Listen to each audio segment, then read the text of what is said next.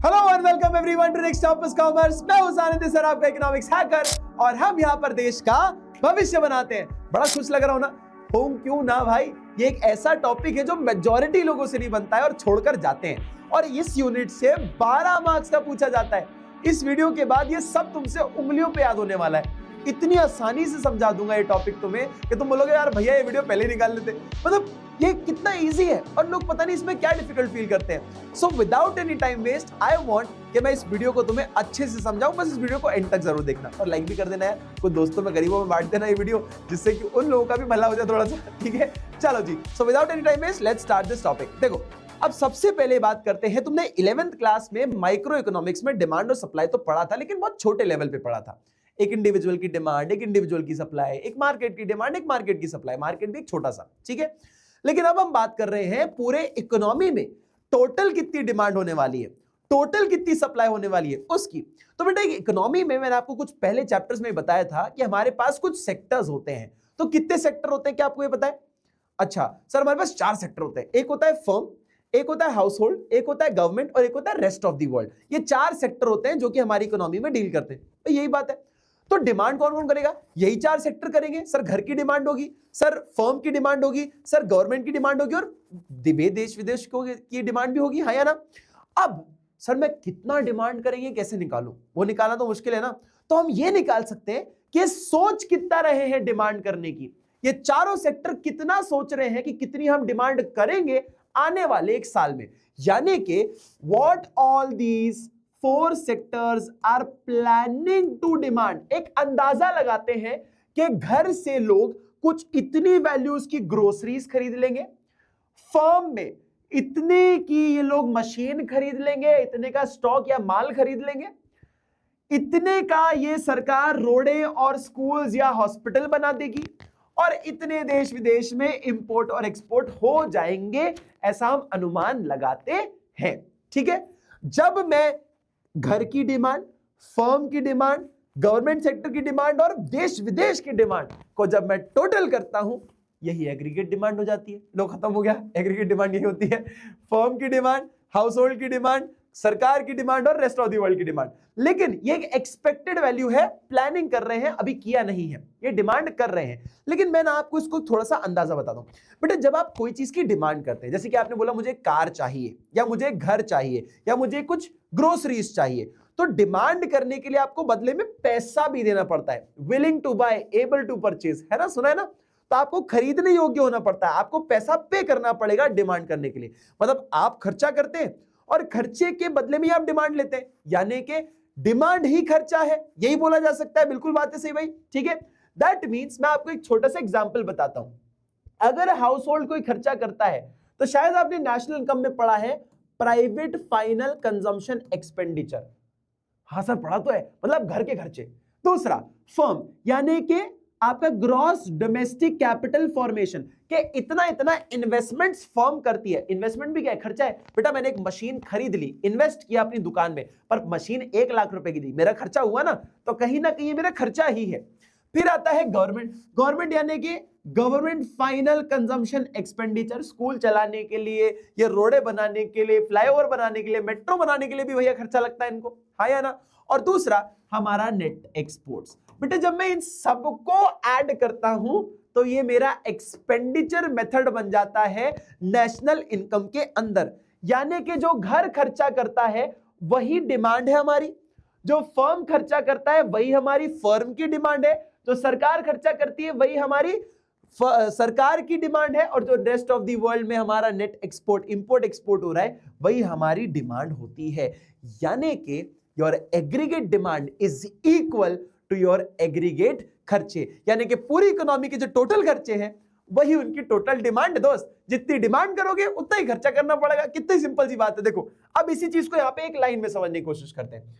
Aggregate demand refers to total value of final goods and service which all the sectors of an economy are planning किया नहीं है, सोच रहे हैं, planning to buy at a given level of income during a period of accounting year, कि 1 साल में कितना खर्चा करने का सोच रहे हैं। चारों सेक्टर उसको बताता है। पर लेकिन सर आपने वो खर्चे वाली बात बोली ना, तो देखो in other words aggregate demand in the is the aggregate expenditure, कि जितना आप खर्चा करोगे उतनी आपकी डिमांड होगी दोस्त। ठीक है, समझ आया? तो बहुत आसानी से ये बात भी समझ गए। अब इसमें क्या समझने वाली बात है, प्राइवेट हाउस होल्ड का खर्चा क्या होगा, साबुन की टिक्की, कार खरीद ली, ये खरीद लिया, वो खरीद लिया, वो सब क्या होता है बच्चे, ये सब हमारे घर के खर्चे। दूसरा इन्वेस्टमेंट एक्सपेंडिचर, बेटा आपने, अगर आपकी कोई कॉफी शॉप है और इसके लिए आपने कॉफी मशीन खरीदी है तो वो एक इन्वेस्टमेंट माना जाता है, और इन्वेस्टमेंट भी खर्चा ही होता है। ठीक है, फिर गवर्नमेंट के खर्चे, गवर्नमेंट के अपने खर्चे यार, पब्लिक को सर्व करने के लिए, उनकी हेल्प करने के लिए अपने अपने खर्चे करते हैं, जैसे कि डिफेंस में करते हैं, ट्रांसपोर्ट में करते हैं, हेल्थ, एजुकेशन, बहुत सारी चीजें होती हैं।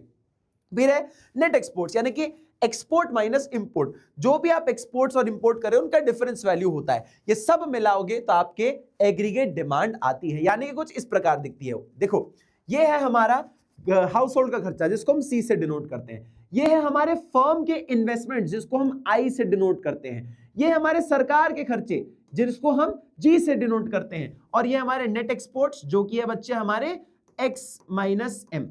ठीक है, इसको हम ऐसे करते हैं, एक्सपोर्ट माइनस इंपोर्ट से करते हैं। लेकिन फन फैक्ट, हमारे पास से दो ही सेक्टर है, हम स्टार्टिंग से दो ही सेक्टर पढ़ते आ रहे हैं, हाउस होल्ड और firm, circular flow of income से ये पढ़ते आ रहे हैं। तो हम ये मान के चलते हैं सिंप्लिसिटी के लिए कि हमारे पास से दो ही सेक्टर है, एक है प्राइवेट प्राइवेट कंजम्पशन एक्सपेंडिचर और एक है फर्म, यानी कि दो ही है। तो हमारे लिए जो फॉर्मूला है, ये फॉर्मूला सिर्फ इतना सा बन जाता है, यानी कि एग्रीगेट डिमांड में घर के खर्चे यानी कि consumptions of house hold plus business का कोई भी इन्वेस्टमेंट जो कि ये होता है, दोनों को मिलाओगे वही हमारी एग्रीगेट डिमांड कहलाती है। ठीक है बेटा, सिंपल तरीके से समझ गए। अब मैं आपको थोड़ा सा इसको और इलैबोरेट करता हूं। देखो आपके पास बेटा ये पूरा कॉन्सेप्ट शॉर्ट रन में पढ़ा जाता है ना, शॉर्ट रन में इस पूरे कॉन्सेप्ट को हम पढ़ रहे होते हैं। तो देखो कुछ चीजों को याद रखना, जैसे कि मैं तुम्हें ऑलरेडी बता देता हूं, aggregate demand is equal to consumption plus investment, ये तुम्हें फॉर्मूला याद रखना पड़ेगा, और जो भी वैल्यूज लिखूंगा ये वैल्यूज तुम्हें रटनी पड़ेगी, क्योंकि ये वैल्यूज हम आगे भी कंटिन्यू करते जाएंगे सेम एग्जांपल के साथ। तो देखो आपकी इनकम पहले जीरो थी, मान लीजिए, इनकम को वाई से डिनोट करते हैं, याद है ना। तो देखो इनकम हमारे पास जीरो है, मान लीजिए इनकम इज जीरो। ठीक है, अब बढ़ती गई इनकम 100 हो गई, 200 हो गई, 300 हो गई, भैया पैसा पैसा हो रहा है दोस्तों, अब तो मजे आने वाले हैं। ठीक है, 500 हो गई इनकम। अब आप जब 500 आपकी इनकम बढ़ती है तो आपके कंजम्पशन यानी कि खर्चे भी बढ़ते हैं, और ये कंजम्पशन क्या है बेटा, ये हाउस होल्ड का कंजम्पशन है, यानी कि जो घर के लोग खर्चा करते हैं ना उसकी बात कर रहे हैं। अच्छा मुझे एक लॉजिकल चीज बताओ, अगर आपके पास इनकम जो है वो जीरो है, आपके पास कोई पैसा नहीं है, आप कुछ पैसा नहीं कमाते हैं, देश में भी कोई पैसा नहीं कमा रहा है, तो लोग क्या दाल रोटी चावल खाना पीना कपड़े पहनना छोड़ देंगे क्या? नहीं ना, वो कुछ स्टिल खर्चा करने वाले हैं, हाँ या ना। मान लेते हैं उसको, एक अजम्पशन लगा लेते हैं कि 40 करोड़, जैसे कि 100 करोड़ देश की इनकम है, 200 करोड़ इनकम है, ये सब करोड़ में है वैल्यू। मान लीजिए आप अगर 0 रुपीस कमाते हैं तो भी देश में लोग 40 करोड़ रुपए तो खर्चा करते ही हैं। क्यों? क्योंकि भाई दाल रोटी चावल और बेसिक हेल्थ केयर सैनिटेशन वगैरह का तो खर्चा होगा ही होगा ना भाई। शैम्पू नहीं लगाओगे क्या? नहाओगे नहीं क्या? साबुन नहीं यूज करोगे क्या? क्या कपड़े नहीं पहनोगे क्या? खाओगे नहीं क्या? कुछ तो करोगे। तो इसको हम ये मान लेते हैं कि ये खर्चे तो होंगे ही होंगे, भले आप कुछ पैसा कमाओ चाहे ना कमाओ। और इन्हीं को यहां पर ही बता देता हूं, इसी को हम क्या कहते हैं बेटा, ऑटोनॉमस कंजम्पशन। ऑटोनॉमस कंजम्पशन का मतलब होता है कि इसको फर्क ही नहीं पड़ता आप कितना पैसा कमा रहे हो, आप तो कुछ ना कुछ खर्चा तो करोगे ही करोगे। जैसे कि 0 रुपीस है फिर भी 40 करोड़ तो खर्चा करने ही वाले हैं, ये बेसिक जरूरत होती है। ठीक है, अब आप बताइए, एक सेंसिबल आदमी जो होता है वो क्या करता है? आदमी पैसा कमाते जाता है, जब ज्यादा तो खर्चे भी उसके धीरे धीरे बढ़ते हैं। तो हम ना यहां पर इनकम जब बढ़ती जा रही है तो खर्चे भी बढ़ाते जाएंगे, लेकिन हम एक कांस्टेंट स्पीड से खर्चे बढ़ा रहे हैं। जैसे मान लो यहां पर 0 रुपीस में हम 40 करोड़ खर्चा करते थे, तो जब आप 100 करोड़ कमाने लग गए तो आप कितना खर्चा करोगे? मान लो 80 करोड़ से अपन को खर्चों को बढ़ाना है, हर बार 80 करोड़ से हम खर्चे बढ़ाएंगे, क्योंकि 100% से अगर इनकम बढ़ी है तो 80% से हमारे खर्चे बढ़ने चाहिए। क्या होता है, अब आप ये बोलोगे सर के सिर्फ 80 से क्यों बढ़ा रहे हो आप खर्चे, ऐसा क्यों कर रहे हो?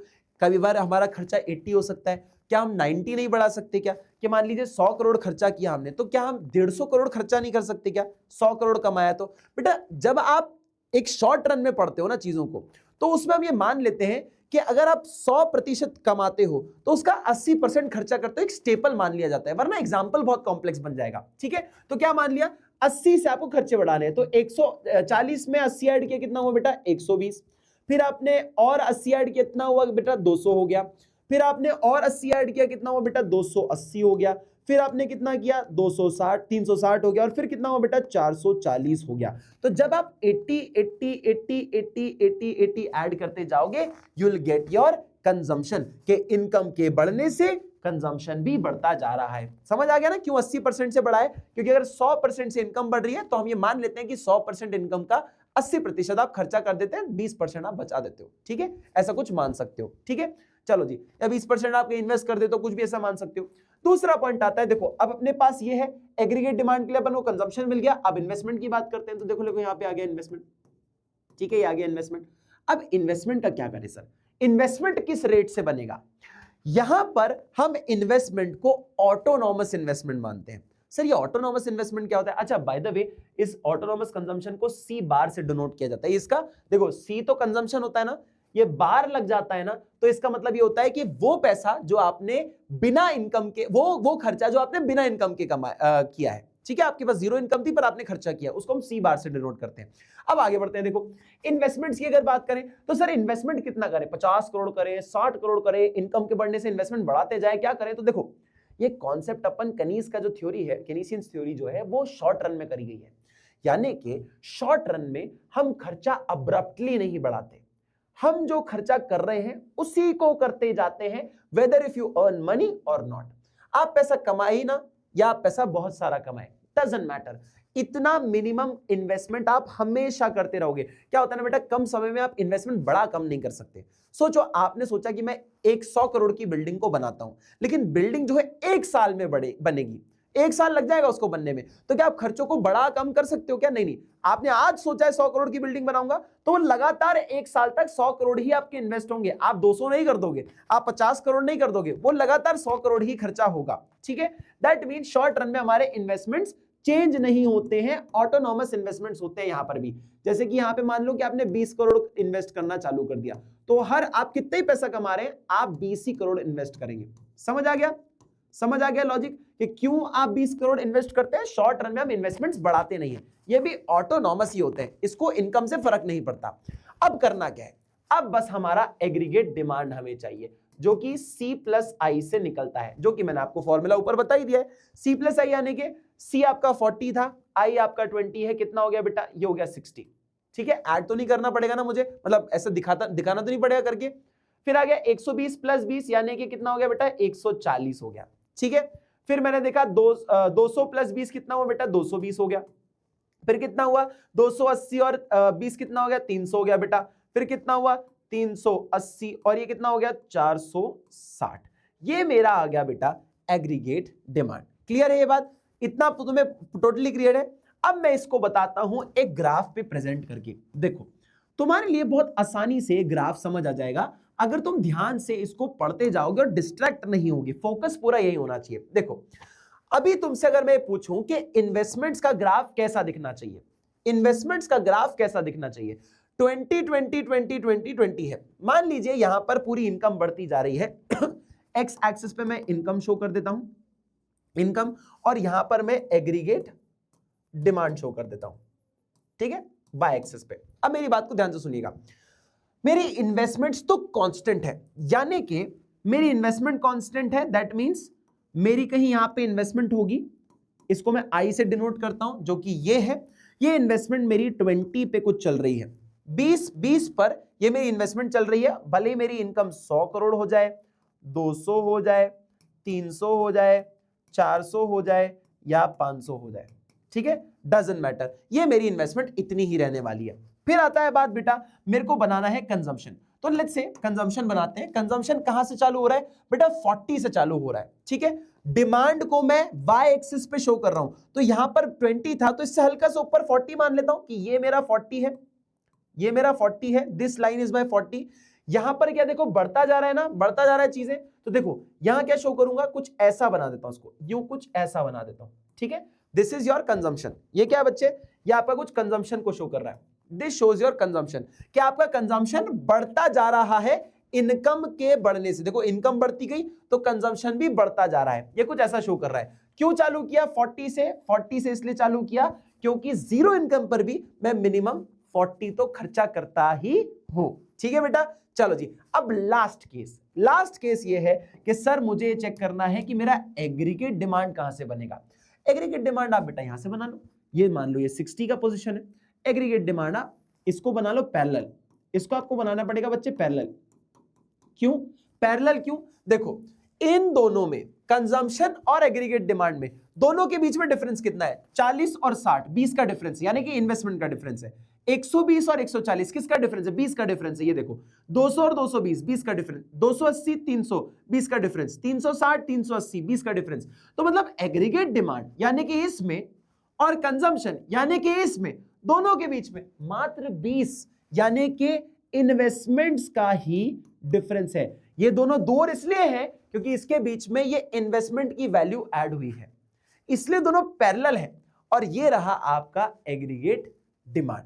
खत्म हो गया, सिंपल है। और क्या है, इतना इजी ग्राफ है, इतना सब कुछ इजी है, इसमें था ही क्या? ये है बस, ये चीज है और कुछ नहीं है। बस इसकी कुछ रिलेशंस को समझना पड़ेगा और वो आप बहुत आसानी से समझ ही गए। बेटा ये पॉजिटिव क्यों दिखता है आपको ऊपर जाता हुआ?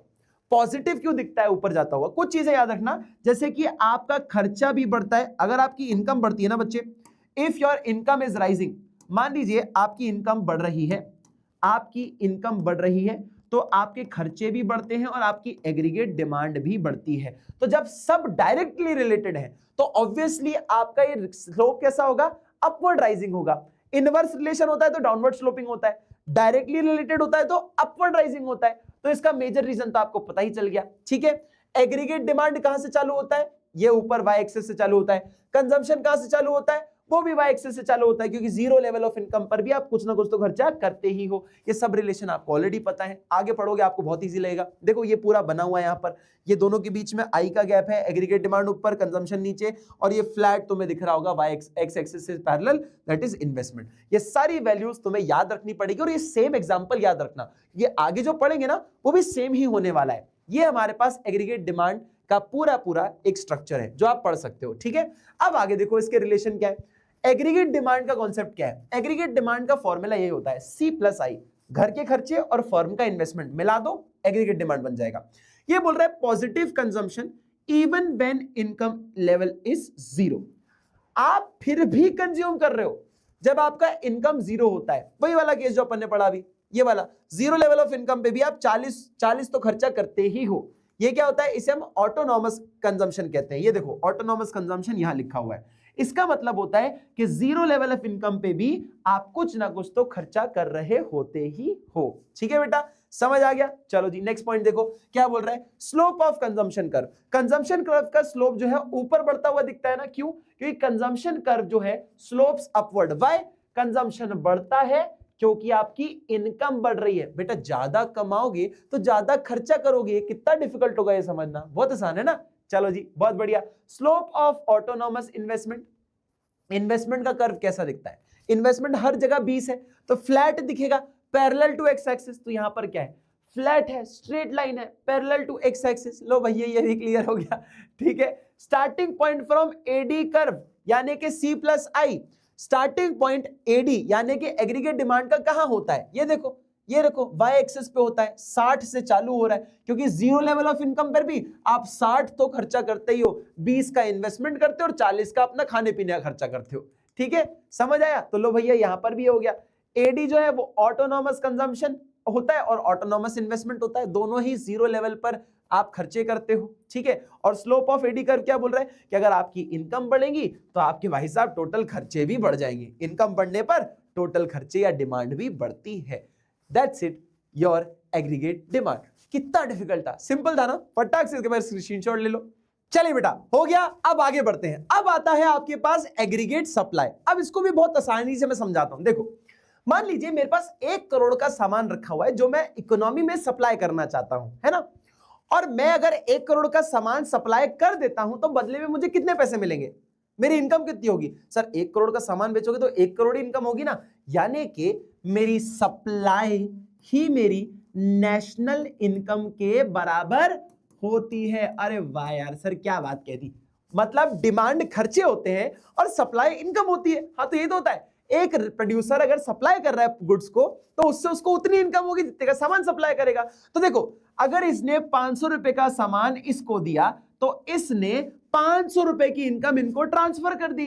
500 रुपए का सामान दिया, 500 रुपए की इनकम हो गई, यानी कि 500 की सप्लाई इज इक्वल टू 500 की इनकम। लो भैया एग्रीगेट सप्लाई हमारा ये हो गया। Aggregate supply is equal to national income. ठीक है, अब नेशनल इनकम को हम कैसे डिनोट करते हैं? वाई से डिनोट करते हैं। और एग्रीगेट सप्लाई को कैसे करते हैं? भाई एग्रीगेट डिमांड को एडी लिखते थे तो इसको एएस लिख दो, एग्रीगेट सप्लाई। लो भैया हमारे पास एक और पॉइंट हो गया। लेकिन अब मेरी बात को ध्यान से सुनना। देखो हमारे पास इनकम जो होती है, जैसे कि वाई को मैं इनकम लिख रहा हूं, बेटा इनकम का क्या करते हो? अगर आपके पास 1 लाख रुपए महीना आता है तो आप उस पैसे का क्या करते हो? या तो सर खर्चा कर देते हैं, जैसे कि 50-60 हजार रुपए खर्चा कर देंगे अय्याशी के अंदर, और 40 हजार रुपए बचेंगे ना उसको मैं सेव कर लूंगा, है ना। दो ही चीज करते हैं, या तो खर्चा या तो सेव। तो एक काम करते हैं, इनकम को भी ऐसे लिख देते हैं, सी यानी कि थोड़ा सा खर्चा कर लेंगे और बचा हुआ सेव कर लेंगे। तो ये क्या हुआ? ये हमारा एग्रीगेट सप्लाई का फॉर्मूला हो गया। क्योंकि एग्रीगेट सप्लाई ले लो और वाई यानी कि इनकम ले लो, यही तो होता है। मैं इसको ऐसा भी लिखूंगा तो क्या दिक्कत है? ये तो सेम ही बात हो गई ना, वाई और एएस तो सेम होता है, तो इसकी जगह ये लिख दूं, इसकी जगह ये लिख दूं, क्या फर्क पड़ता है? सेम ही चीज है। तो यानी कि आपने कुछ खर्चा किया और कुछ आपने बचा लिया अपनी इनकम में से, यही दो चीजें होती हैं। That means your national income is equal to consumption plus saving, यानी कि AS is equal to C plus S या Y is equal to C plus S.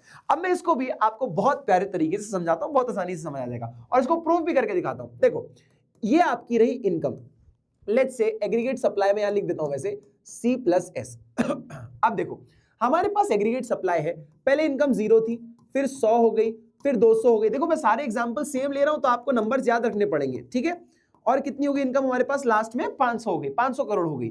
अब आपने क्या खर्चे किए? अब मुझे बताइए, देखो खर्चे जो आपको पता है ऑलरेडी, खर्चे वो कितने होते हैं भाई? जीरो लेवल ऑफ इनकम पे भी आप कुछ ना कुछ तो खर्चा करोगे। कितना होता है, कितना होता है, कितना होता है?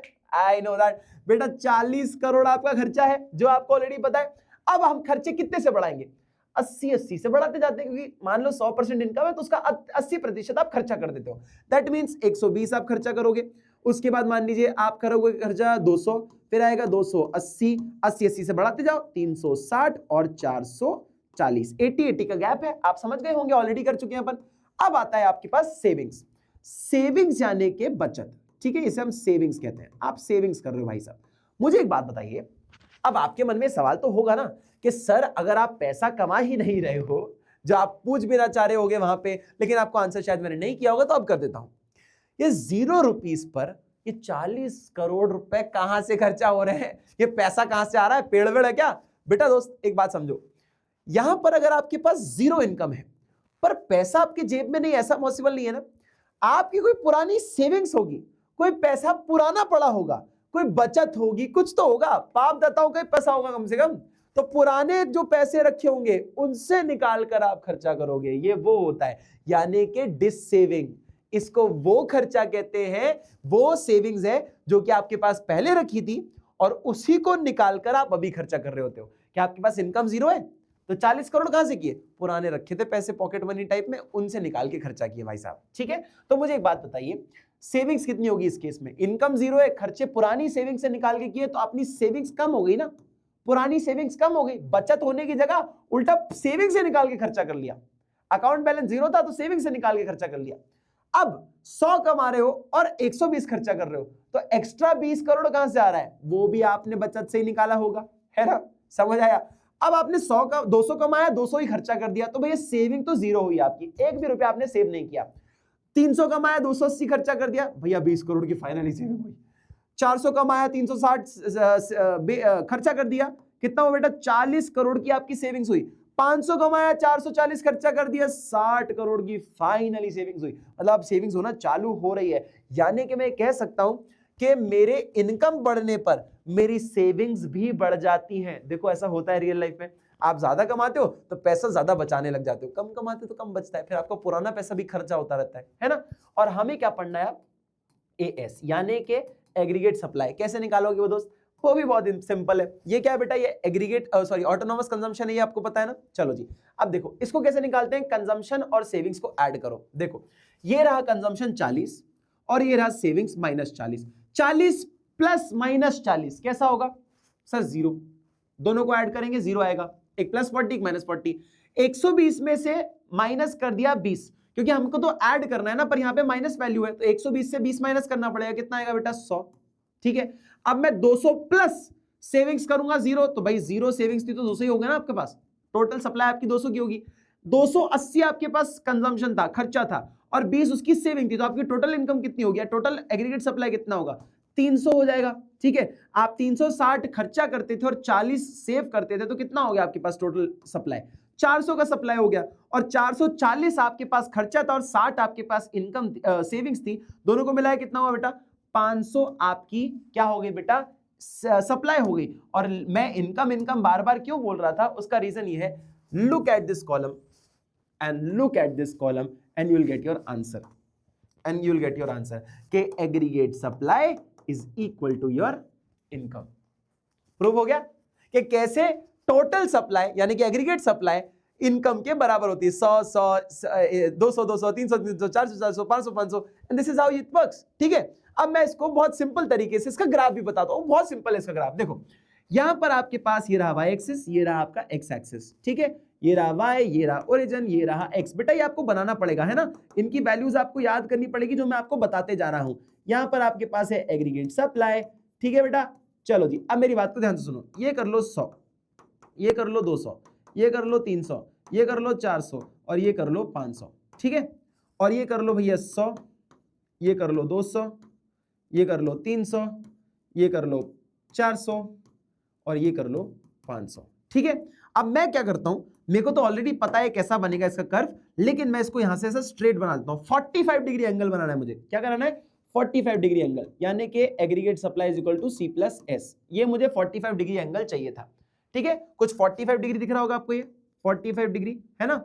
अब इसको अगर आप नोटिस करोगे तो ये कैसे बना, देखो ये एक पॉइंट था, ये एक, सॉरी थोड़ा सा रफ बना रहा हूं इसलिए हो सकता है ऊपर नीचे लगे आपको।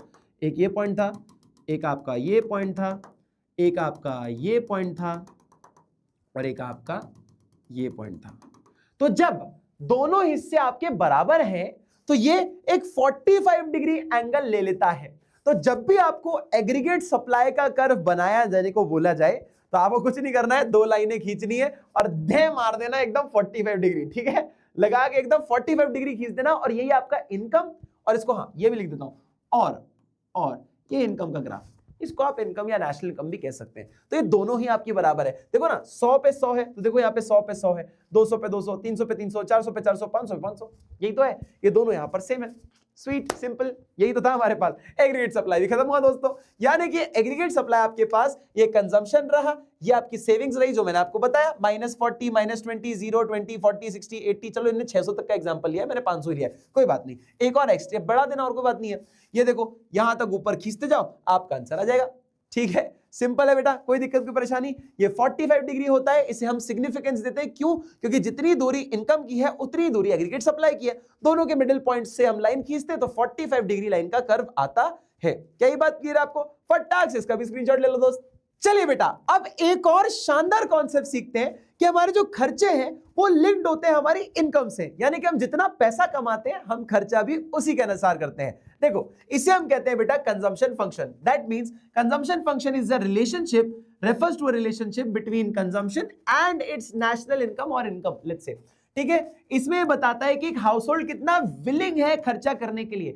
प्रोपेंसिटी टू कंज्यूम का मतलब ही होता है कि आप कितना योग्य हो खर्चा करने के लिए, और योग्यता कैसे पता चलती है बेटा? आप कितना कमाते हो उससे, यानी कि आप कंजम्पशन कितना करोगे is related to your income. ठीक है बेटा, अब मैं इसको आपको प्रूव करता हूं एक बहुत ही प्यारे एग्जांपल से। देखो सबसे पहले आपके पास आता है बच्चे यहां पर एक एग्जांपल जो कि है, मैं आपको ऑलरेडी बता चुका हूं, इनकम आपके पास यहां पर है। इनकम आपके पास कितनी है बेटा? 0, फिर 200, फिर 200, फिर उसके बाद 300, फिर आएगी 400। आई होप कि आपको एग्जांपल्स के जो नंबर्स हैं वो ऑटोमेटिकली याद हो चुके होंगे। कंजम्पशन क्या होगा बेटा? जब 0 रुपीस कमाते हैं तो भी हम कुछ ना कुछ खर्चा करते हैं जिसे हम ऑटोनॉमस कंजम्पशन कहते हैं, यानी कि 40। और इनकम के बढ़ने पर हम एक मतलब स्टैग्नेंट रेट से हम अपने खर्चे भी बढ़ाते हैं, जो कि 80-80 का अपन ने मान रखा है। तो 120 कर दो, यहाँ 200 कर दो, यहाँ 280 कर दो, यहाँ 360 कर दो, और ये 440 कर दो। 80-80 से मैंने अपने खर्चे भी बढ़ा दिए। नाउ इसको अगर मुझे इन दोनों को शो करना पड़ा मेरे इस y और x एक्सिस पे, तो क्या मेरे लिए बहुत डिफिकल्ट होगा? नहीं बेटा। इस पे मैं अपनी इनकम दिखा देता हूं, मैं बार बार वैल्यूज नहीं लिखूंगा, बट मैं यहीं पे दिखा देता हूं, और यहां पर मैं अपने कंजम्पशन यानी कि खर्चे दिखा देता हूं। ठीक है, अब मेरी बात को ध्यान से सुनना। आई नो इट ऑलरेडी, अभी मैं पढ़ के आया हूं कि मेरी income is equal to your aggregate supply, है ना। इनकम जो है वो एग्रीगेट सप्लाई के बराबर है, और इसका कर्व मैंने अभी पढ़ा है, यानी कि एक 45 डिग्री मुझे पूरा एंगल मिलेगा। देखो ये 45 डिग्री यहां से मैं बस खींच दूंगा ऐसा, ये मेरा 45 डिग्री एंगल मुझे यहां दिख रहा है ना, देखो कितना शानदार है बिना उसके। ठीक है, दूसरा है मेरा कंजम्पशन, यानी कि ऑटोनॉमस कंजम्पशन। इसके वजह से जो 40 से चालू हो रहा है, ये कहां से बनेगा? You know it already, by axis है, वहां पर एक ऐसा पॉइंट मान लो जो कि ये 40 वाला पॉइंट, ये मान लो, इससे खींच दो थोड़ा सा बढ़ता हुआ, यानी कि कुछ ऐसा। ये मेरा कंजम्पशन है, ठीक है, ये मेरा कंजम्पशन है। अब दोनों इंटरसेक्ट भी हो रहे हैं, यानी कि ये वो पॉइंट है जहां पर मेरा खर्चा और मेरी इनकम दोनों बराबर हो जाती हैं। जैसे कि इस पॉइंट पर हो रहा है, जैसे आप देखोगे ये रहा ये पॉइंट, इस पॉइंट पर मेरा खर्चा और मेरी इनकम बराबर होती है। इससे हम ब्रेक इवन पॉइंट भी कहते हैं। क्या कहते हैं बच्चे? ब्रेक इवन पॉइंट, BEP या इक्विलिब्रियम पॉइंट कहते हैं इसको। ठीक है, समझ आया? और इसी पर आपको पता चलता है आपकी इनकम क्या सही इक्विलिब्रियम इनकम है। ठीक है, अब मेरी बात को ध्यान से सुनना। इस वाले सेंस में अगर मैं कहूं, ये वाले पॉइंट में, ये देखो ब्लू कलर बता रहा है मुझे इनकम, और ये येलो कलर मुझे बता रहा है कंजम्पशन। ऊपर क्या है? ऊपर सर मेरा कर्व जो है मुझे दिख रहा है, दैट इज C, यानी कि कंजम्पशन, मतलब मेरा खर्चा ज्यादा है मेरी इनकम से, ये मुझे ग्राफ बता रहा है ऑलरेडी। तो मेरा ये जो खर्चा ज्यादा है मेरी इनकम से, ये वाला जो पार्ट है ना बेटा, इसे हम कहते हैं डिस सेविंग, इसे हम कहते हैं डिस सेविंग्स, यानी कि वो हिस्सा है जहां पे मैं अपनी बचत जो ऑलरेडी हो चुकी है, सेविंग्स मेरी हो चुकी है, वहां से पैसा निकाल कर खर्चा करता हूं। जैसे कि देखो यहां पर मेरी इनकम 0 थी, यहां पर मेरी इनकम 0 थी, तो भी मैंने 40 करोड़ खर्चा किया। 100 करोड़ कमा रहा था तो भी 120 करोड़ खर्चा किया। इसी को तो डिस सेविंग कहते हैं दोस्तों, इसी को तो डिस सेविंग्स कहते हैं। और ये जो पॉइंट है वो इसी को ड्रॉ करके बता रहा है, इसी को ड्रॉ करके बता रहा है। ठीक है, लेकिन इस पॉइंट पे अगर आप आ जाए तो आपको पता चलेगा कि यहां पे आपका खर्चा कम है आपकी इनकम से। बेटा जब आप थोड़ा सा पर्याप्त पैसा कमा लेते हैं ना, तो आपके पास पैसा बचने लग जाता है, जो कि आपको यहां पर दिखेगा। देखो 300 कमा रहे हो 280 खर्चा कर रहे हो, 400 कमा रहे हो 360 खर्चा कर रहे हो, 500 कमा रहे हो 440 खर्चा कर रहे हो। दैट मींस ये आपकी सेविंग्स को शो करता है, यहां पर आपका पैसा बचना चालू हो गया। और ये वही वाला पार्ट है कि आपकी इनकम ऊपर है आपके खर्चे से, दिस शोज योर सेविंग्स, ये आपकी सेविंग्स को शो करता है। And I can take you here. ठीक है, समझ आ गया? और यही हमारा कंजम्पशन फंक्शन कहलाता है। ठीक है बेटा, ये बहुत सिंपल है। देखो सिंपल चीजें हैं तुम्हारे सामने, सब कुछ तुम्हारे सामने। लेट्स सी, देखो यहां पर देखो, इसे हम डिस सेविंग कहते हैं। ये 45 डिग्री लाइन है, ये खर्चा तुम्हारा ऊपर, इनकम तुम्हारी नीचे। तुम्हारा ये क्या हो रहा है बच्चे? ये हो रहा है तुम्हारा डिस सेविंग। यहां पर तुम्हारी इनकम ज्यादा है, खर्चे कम है, देखो क्या हो रहा है? सेविंग हो रहा है। और इससे क्या कहते हैं? कंजम्पशन और इनकम, यानी कि Y is equal to C। इसी को हम क्या कहते हैं बेटा? Break even point. यही हमारा ब्रेक इवन पॉइंट है जहां पे हमारी सेविंग्स जो है 0 हो रही होती है। तो इसको मैं ये भी कह सकता हूं कि मेरी सेविंग्स इज 0, सेविंग 0 है, पैसा कुछ नहीं बच रहा है मेरा, जितना कमा रहा हूं उतना ही खर्चा हो रहा है। ठीक है, इसे हम सेविंग्स फंक्शन कंजम्पशन फंक्शन कहते हैं। क्लियर? अब इसके अंदर दो कॉन्सेप्ट होते हैं, लेकिन उससे पहले कुछ इंपॉर्टेंट ऑब्जर्वेशन भी समझ लेना। देखो हमारे पास starting point of consumption curve क्या है, ये मुझे ऑलरेडी पता है, मैं आपको ऑलरेडी बता भी चुका हूं कि ये Y एक्सिस पे चालू होता है। बिकॉज ऑफ इनकम 0 होने पर भी मैं कुछ ऑटोनॉमस कंजम्पशन करता हूं। तो भैया ये मेरे लिए बहुत सिंपल सी पॉइंट है कि मैं इसको यहां से क्यों चालू करता हूं, मैं इसको यहां से क्यों चालू करता हूं? Because of autonomous consumption. Income 0 होने पर भी मैं इसको Y एक्सिस पे चालू करता हूं, ओरिजिन से नहीं चालू करता। ठीक है, फिर आता है दूसरा point, slope of consumption curve.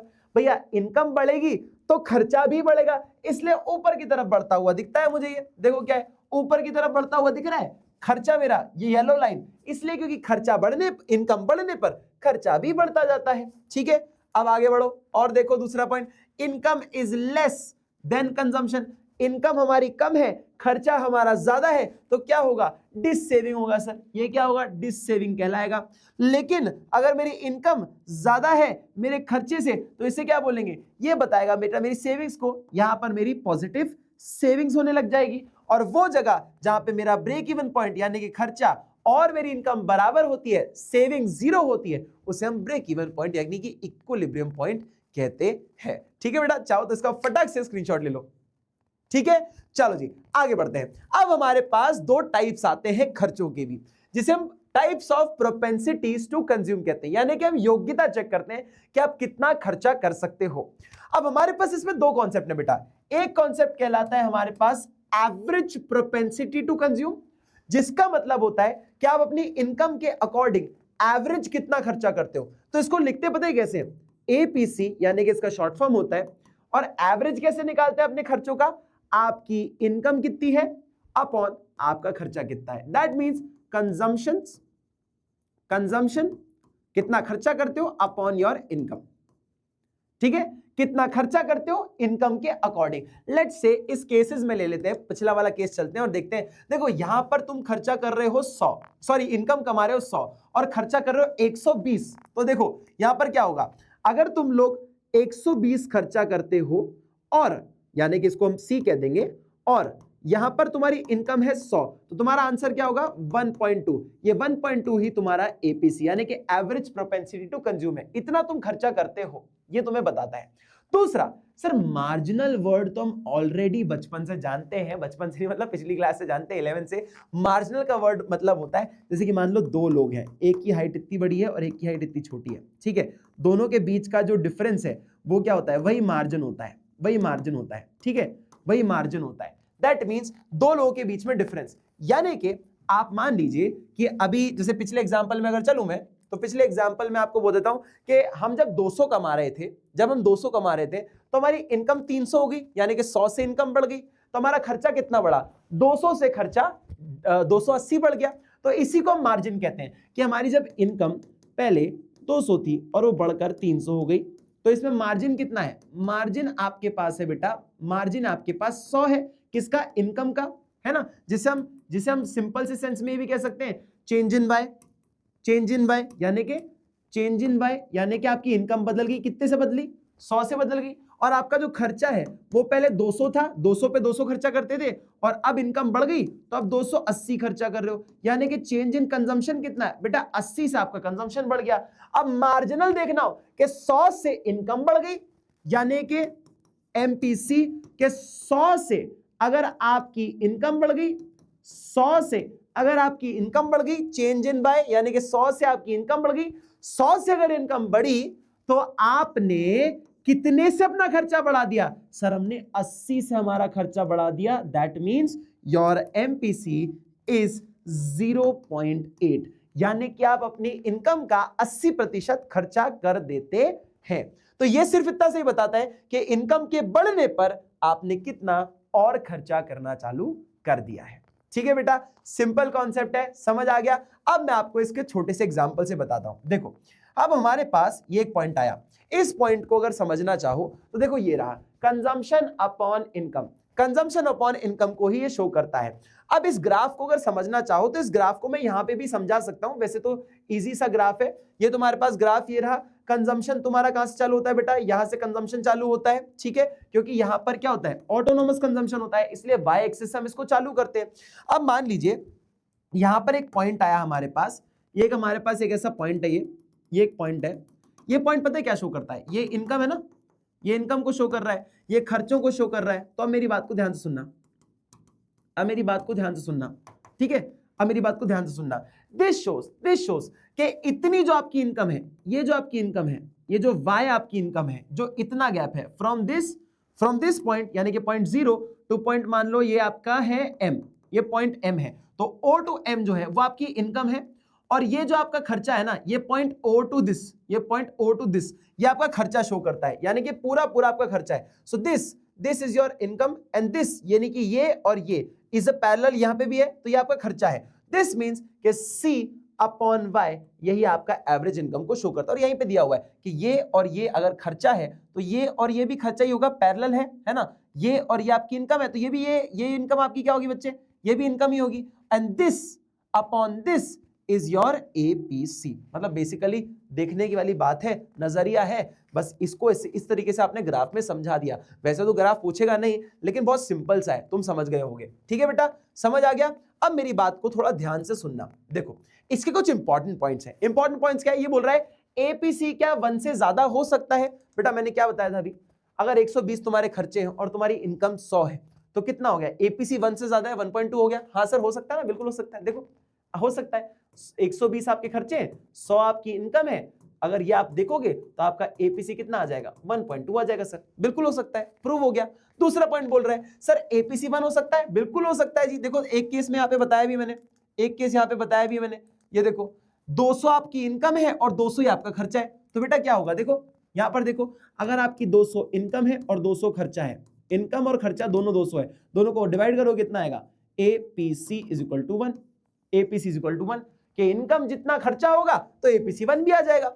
और लास्ट पॉइंट क्या बोलेगो, एपीसी इज लेस देन 1। क्या ये हो सकता है, एब्सोल्युटली हो सकता है, उसमें क्या दिक्कत है बॉस। ये देखो पिछले वाले केस में दिया हुआ है 300 आपकी इनकम थी और उसके साथ क्या बोल रहा है, ये आपका 280 आपका खर्चा था।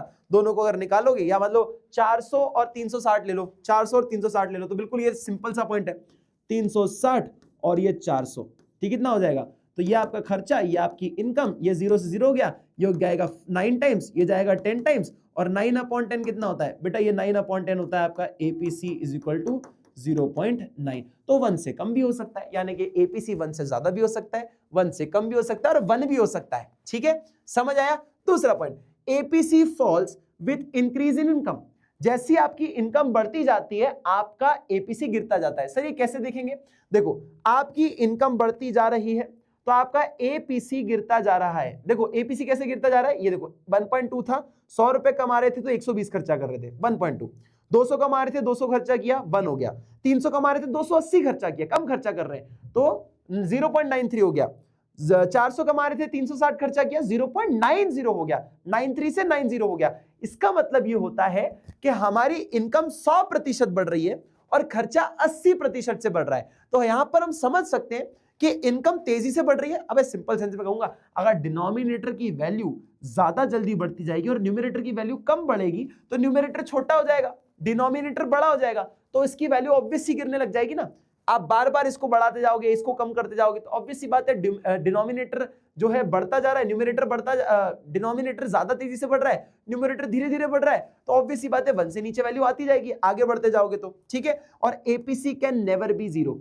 एपीसी 0 हो सकता है, कैसे होगा, मुझे एक बात बताओ, इनकम 0 होने पर भी खर्चा हमारा 0 नहीं होता है, खर्चा हमारा 0 होता ही नहीं है, तो कैसे 0 होगा, हम खर्चा करते ही करते हैं, चाहे कमाए चाहे ना कमाए, तो 0 कैसे होगा, हो ही नहीं सकता। इट कैन नेवर बी 0, क्योंकि ऑटोनॉमस कंजम्पशन होगा ही होगा, कुछ भी नहीं कमाओगे तो भी कुछ ना कुछ तो खर्चा करोगे ही करोगे। ठीक है, ये आपका एपीसी यहां पर कंप्लीट होता है। चाहो तो इसका फटाक से स्क्रीनशॉट ले लो, ले लिया, चलो जी अब आगे बढ़ते हैं। देखो अब आता है मार्जिनल प्रोपेंसिटी टू कंज्यूम, जो मैंने तुम्हें बताया, चेंज इन इनकम यानी कि change in C upon change in consumption upon change in income, change in C change in income, change in Y, delta C delta Y. ये क्या होता है सर, इसको भी बहुत आसानी से समझ लो। देखो यहां पर तुम्हारे पास इसका ग्राफ अगर मैं तुम्हें समझाऊं तो तुम्हें और बेटर समझ आएगा शायद। देखो यहां पर तुम्हारे पास ये कर्व रहा, इसको मैं व्हाइट लाइन से बनाता हूं, सिंपल रहेगा थोड़ा सा, है ना। ये रहा तुम्हारे पास इसका ऐसा कर्व, ये रहा x, ये रहा y, ये रहा 0। अब देखो यहां पर तुम्हारा जो है कंजम्पशन यहां पर कुछ ऐसा बनता है c, है ना। अब मान लीजिए तुम्हारा एक पॉइंट यहां पर मीट करता है, जिसे हम कहते हैं, जिसे हम कह रहे थे नॉर्मली ये एक ऐसा पॉइंट है जहां पर चीजें मीट कर जाती हैं, लेकिन तुम्हारी इनकम बढ़ गई, तुम्हारी इनकम बढ़ गई, है ना, तुम्हारी इनकम बढ़ गई, ये रही इनकम इधर, ये रहा कंजम्पशन इधर। ठीक है, तो कैसे चेंज इन कंजम्पशन और चेंज इन इनकम को हम शो करते हैं, ध्यान से सुनना। देखो आपकी इनकम भी बढ़ गई, यानी कि इनकम मान लो इधर आ गई, है ना, और आपका खर्चा भी बढ़ गया, तो मान लीजिए खर्चा यहां से बढ़ा, खर्चा यहां से बढ़ा और इनकम भी यहां से ही बढ़ गई। ठीक है, खर्चा भी यहां से बढ़ा, खर्चा यहां से बढ़ गया, देखो ये खर्चा बढ़ गया और ये आपकी इनकम बढ़ गई, from point A to B हो गया, ये भी पॉइंट ए टू बी हो गया। अब देखो हो क्या रहा है, यही तो है कि देखो ये हमारा चेंज इन इनकम को शो करता है कि इतनी से हमारी इनकम बढ़ चुकी है, पहले इतनी थी अब इतनी हो गई। और ये क्या बताता है, ये बताता है भैया हमारा चेंज इन कंजम्पशन को, कि पहले खर्चा इतना था अब इतना हो गया। इसी चीज को तो बोलते हैं कि MPC, marginal propensity to consume, यानी कि change in consumption upon change in income. Graph भी समझ आ गया तुम्हें, क्लियर है? चलो बहुत बढ़िया भैया, बहुत बढ़िया। आगे देखो, ये तुम्हें ग्राफ भी समझ आ गया होगा। देखो ये इनकम तुम्हारी चेंज हुई, ये तुम्हारा खर्चा चेंज हो गया, और यही मैंने तुम्हें इधर बताया था। ये देखो खर्चा इधर से बढ़ गया, इनकम यहां से बढ़ गई। ये गैप ही बताता है मार्जिन, इनकम बढ़ी खर्चा भी बढ़ गया। ठीक है बेटा, चलो जी। अब मेरी बात को ध्यान से सुनना, यहां पर कुछ एग्जाम्पल देखो। 100 से इनकम बढ़ती जा रही है, 0 से 100 हुई, 100 से 200, 200 से 300, 300 से 400, 100 से इनकम बढ़ रही है। खर्चा कितने से बढ़ाया था? 80 से बढ़ाया था ना, तो 40 से 120 हुआ, देखो 80 से बढ़ा, 120 से 200 हुआ, 80 से बढ़ा। तो हमारी इनकम 100 से बढ़ रही है, हमारा खर्चा 80 से बढ़ रहा है। और मैं अगर change in income, change in consumption upon change in income, अगर मैं बोलूं मेरा खर्चा 80 से बढ़ रहा है और इनकम 100 से बढ़ रही है, तो मेरा आंसर क्या होगा? मेरा आंसर 0.8 होगा। और वो कांस्टेंट पूरा यहां पर यही है, पूरा कांस्टेंट यही है। देखो आप देखोगे पूरा कांस्टेंट यही मिलेगा कि इनकम 100 से बढ़ गई, खर्चा 80 से बढ़ा, 80/100, 80/100, 80/100, 80/100, यही चल रहा है इस एग्जांपल में। तो ठीक है, इससे कुछ इंपॉर्टेंट ऑब्जर्वेशन क्या मिलता है? सबसे पहले तो हमारा एमपीसी का वैल्यू, यानी कि जो हमारा एमपीसी का वैल्यू है वो 0 और 1 के बीच में ही होगा। सर कैसे? एक एग्जांपल बताओ। मान लीजिए आपकी 100 रुपए से इनकम बढ़ जाती है, 100 रुपए से आपकी इनकम बढ़ गई, ठीक है, और जितनी इनकम बढ़ी उतना पूरा आपने खर्चा कर दिया। 100 पहले आपकी इनकम थी, मान लो 200 इनकम थी, 300 हो गई, है ना। ये मान लो आपने ये किया कि 200 थी इनकम, 300 हो गई, है ना, ये आपकी इनकम थी। अब ये हो सकता है ना कि आपका खर्चा जो खर्चा था वो पहले था 100, अब 300 हो गई, तो अब आप 200 करने लग गए होंगे खर्चा। तो अब आपका खर्चा कितना बढ़ गया? 100 रुपए से खर्चा बढ़ गया, क्योंकि पैसा ज्यादा कमा रहे हो। तो change in consumption is 100 and change in income is also 100। 100 से इनकम बढ़ी, 100 से खर्चा बढ़ गया, सिंपल सी बात है। तो लो भैया यहां पे 100 कर दिया, क्या आएगा आंसर मेरा? 1 आ जाएगा। तो एमपीसी कैन बी 1। लो भैया ये तो प्रूव हो गया, ये तो प्रूव हो गया, ठीक है, समझ आ गया। अब एक केस और ले लो, मान लो यही सेम केस यहां पर है, यही सेम केस है। इसका एक और वाला केस बता देता हूं। मान लीजिए आपकी जो कंजम्पशन था पहले 100 था, जो आपकी 200 से इनकम 300 हो गई, 100 रुपए कमाने लग गए और एक्स्ट्रा। आपका पहले खर्चा 100 था और बढ़कर अभी भी खर्चा 100 ही है, क्योंकि बढ़ाया नहीं आपने खर्चा। आप सोच रहे हो मैं जितना पैसा आएगा उतना सेव कर लूंगा, जितनी और इनकम बढ़ेगी उसमें खर्चा कुछ नहीं करूंगा, सब सेव कर लूंगा।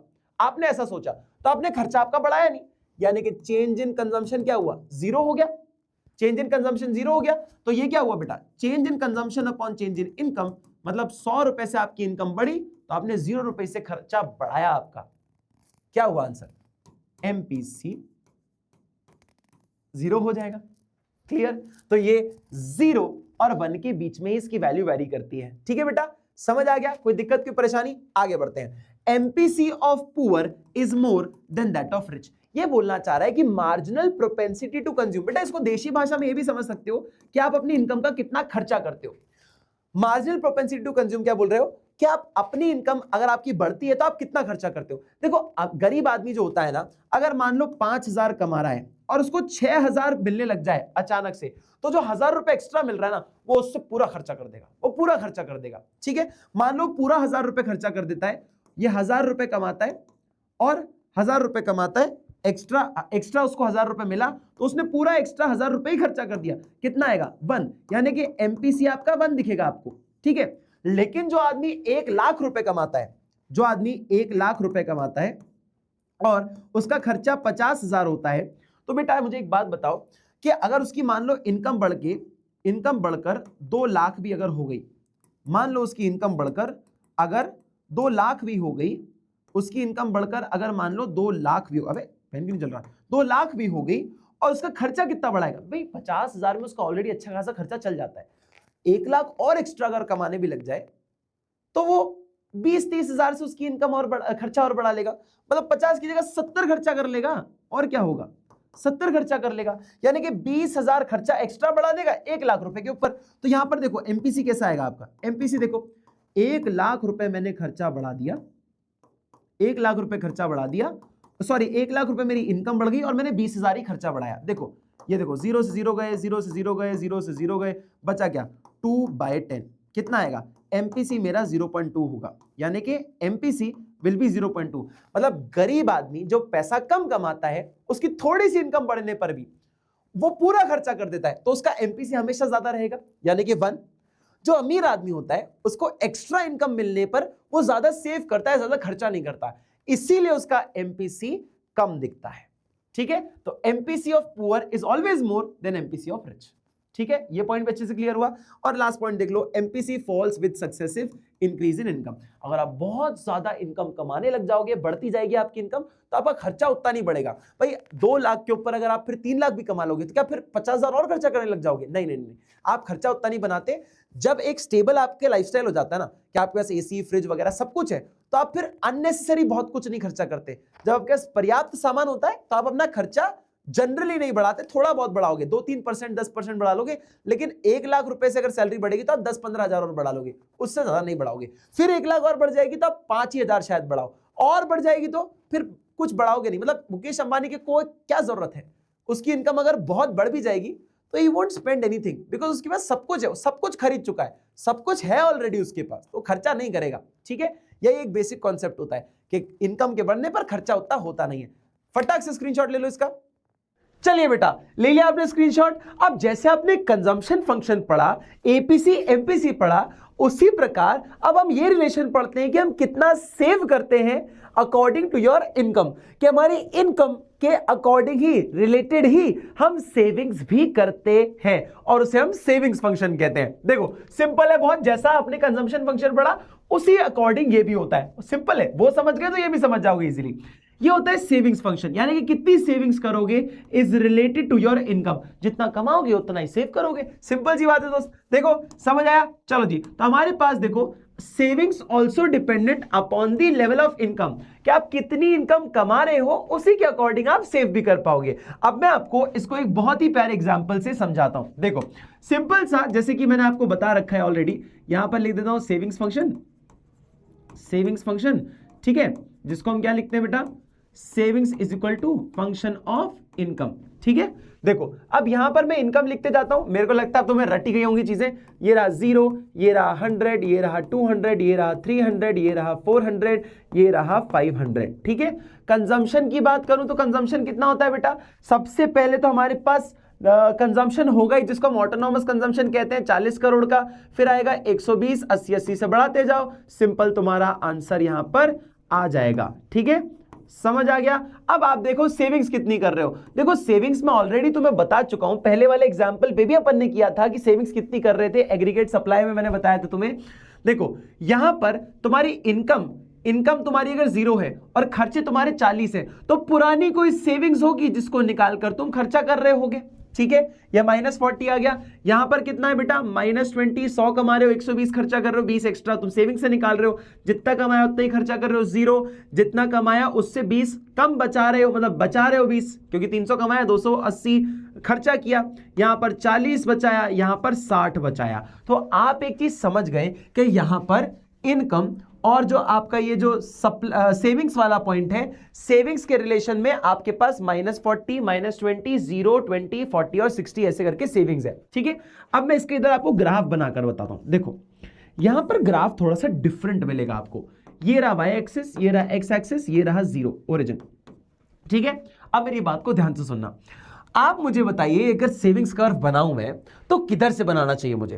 भाई सिंपल सा लॉजिकली अगर देखो तो सेविंग्स कर्व मुझे नेगेटिव एक्सिस से बनाना चाहिए, पर कौन सा, एक्स एक्सिस या Y axis? Sir Y axis पे -40 मान लो कोई पॉइंट, आप जैसे मान लो इस पॉइंट को मैं कह देता हूं -40, है ना, दिस पॉइंट इज -40, मान लीजिए -40 वाला पॉइंट ये है, इसको यहां से खींच दो ऐसा 45 डिग्री जैसा। ठीक है, इसको ऐसा ऊपर की तरफ खींच दो, ये आपका है सेविंग्स का फंक्शन ग्राफ। ये आपका ग्राफ है, ठीक है, जो कि हो रहा है नेगेटिव एक्सिस से चालू। क्यों? क्योंकि -40 से हमें चालू करना है, -40 यहां पर है। और सर ये वाला पार्ट क्या कहलाता है? सर ये वाला पार्ट कहलाता है डिस सेविंग्स, ये वाला पार्ट कहलाता है डिस सेविंग, इसे ही हम डिस सेविंग्स कहते हैं सर, डिस सेविंग्स कहते हैं सर। यहां पर बचत नहीं हो रही है, जितनी बचत आपकी होनी थी वो आप कर भी नहीं रहे, ऊपर से पुरानी सेविंग से और पैसा निकाल रहे हो, तो इसे हम डिस सेविंग्स कहते हैं। तो देखो ये वाला पार्ट नेगेटिव एक्सिस पे दिख रहा है तुम्हें, हाँ या ना? ये होता है सेविंग्स, ये जो आपका ये ग्रीन वाला पार्ट दिखेगा आपको, ये होता है आपका सेविंग्स, ये आपकी सेविंग्स कहलाती है। और बेटा ये कहां पे हो रही है? ये देखो इस पॉइंट पे आपकी सेविंग्स हो रही है, ठीक है। तो ये रहा आपका सेविंग्स, ठीक है, ये रहा आपका सेविंग्स। और ये वाला पॉइंट कौन सा है सर? ये वाला पॉइंट, दिस पॉइंट, ये हमारा ब्रेक इवन पॉइंट है, जहां पे हमारी सेविंग जीरो है, यानी कि ये इक्विलिब्रियम पॉइंट है जहां पर हमारी सेविंग जो है वो बेटा जीरो है, ठीक है। तो ये हमारा सेविंग्स फंक्शन है, सेविंग फंक्शन है कि आपकी जैसी इनकम बढ़ती जा रही है उतनी आपकी सेविंग्स भी बढ़ती जा रही है, सिंपल एज दैट। तो कुछ भी ऐसा कोई रॉकेट साइंस नहीं है, बहुत सिंपल सी चीज है, मैंने पहले ही बोला था। इसके अंदर भी तुम्हें कुछ ऐसा ही देखने को मिलेगा। ये रहा डिस सेविंग, ये रहा तुम्हारा सेविंग्स वाला पार्ट, ये देखो डिस सेविंग ये रही, और ये रही तुम्हारी सेविंग। चलो इन्होंने 600 तक का आंसर लिया है, मैंने आपका 500 तक ही लिया है, एक बढ़ा देना और कोई दिक्कत नहीं है, ठीक है। अब हमारे पास इसके अंदर भी दो चीजें आती हैं, देखो। अच्छा, इससे पहले कुछ इंपॉर्टेंट पॉइंट्स भी हैं। देखो तुम्हारा स्टार्टिंग पॉइंट कहां है सेविंग्स कर्व का? सेविंग्स कर्व का स्टार्टिंग पॉइंट आपका है वाई एक्सिस नेगेटिव पे, नेगेटिव में वाई एक्सिस में तुम्हारा इसका सेविंग कर्व है, यानी कि तुम्हारा वाई एक्सिस पे जो नेगेटिव होगा ना, वो नेगेटिव यानी कि नीचे से बनेगा, नीचे से बनेगा। ऑटोनॉमस कंजम्पशन की वजह से हम जीरो लेवल इनकम पर भी कुछ ना कुछ खर्चा करते हैं, तो पुरानी सेविंग से पैसा निकालकर खर्चा कर रहे होते हैं, ठीक है। इसलिए ये कहां से बनता है बेटा? नीचे, यानी कि वाई एक्सिस पे भी नीचे से बनता है, नेगेटिव साइड से बनता है। फिर आता है स्लोप ऑफ सेविंग कर्व। बेटा सेविंग कर्व का स्लोप कैसा होगा? सिंपल सा बताओ, तुम्हें ऐसा ऊपर होता दिख रहा है, क्यों? क्योंकि अगर मान लीजिए इनकम बढ़ रही है तो सेविंग्स भी तो बढ़ रही है दोस्त, जितनी ज्यादा इनकम बढ़ती जा रही है उसी के हिसाब से सेविंग्स भी बढ़ती जा रही है, इसलिए ऊपर की तरफ जाता हुआ दिखेगा आपको, समझ आया? तो आपको ये स्लोप जो है थोड़ा सा पॉजिटिव रिलेशन मिलेगा। पॉजिटिव रिलेशन क्यों बेटा? क्योंकि इनकम बढ़ेगी तो सेविंग्स भी बढ़ेगी, सिंपल, कोई लॉजिक, मतलब बहुत लॉजिकल चीज है। ब्रेक इवन पॉइंट कौन सा होता है बेटा? जहां आपकी सेविंग जीरो है, यानी कि ये वाला पॉइंट जहां पे सेविंग जीरो है, आपके खर्चे और आपकी इनकम दोनों बराबर है, तो आप जीरो सेव कर पा रहे हो, ठीक है बेटा, समझ आया?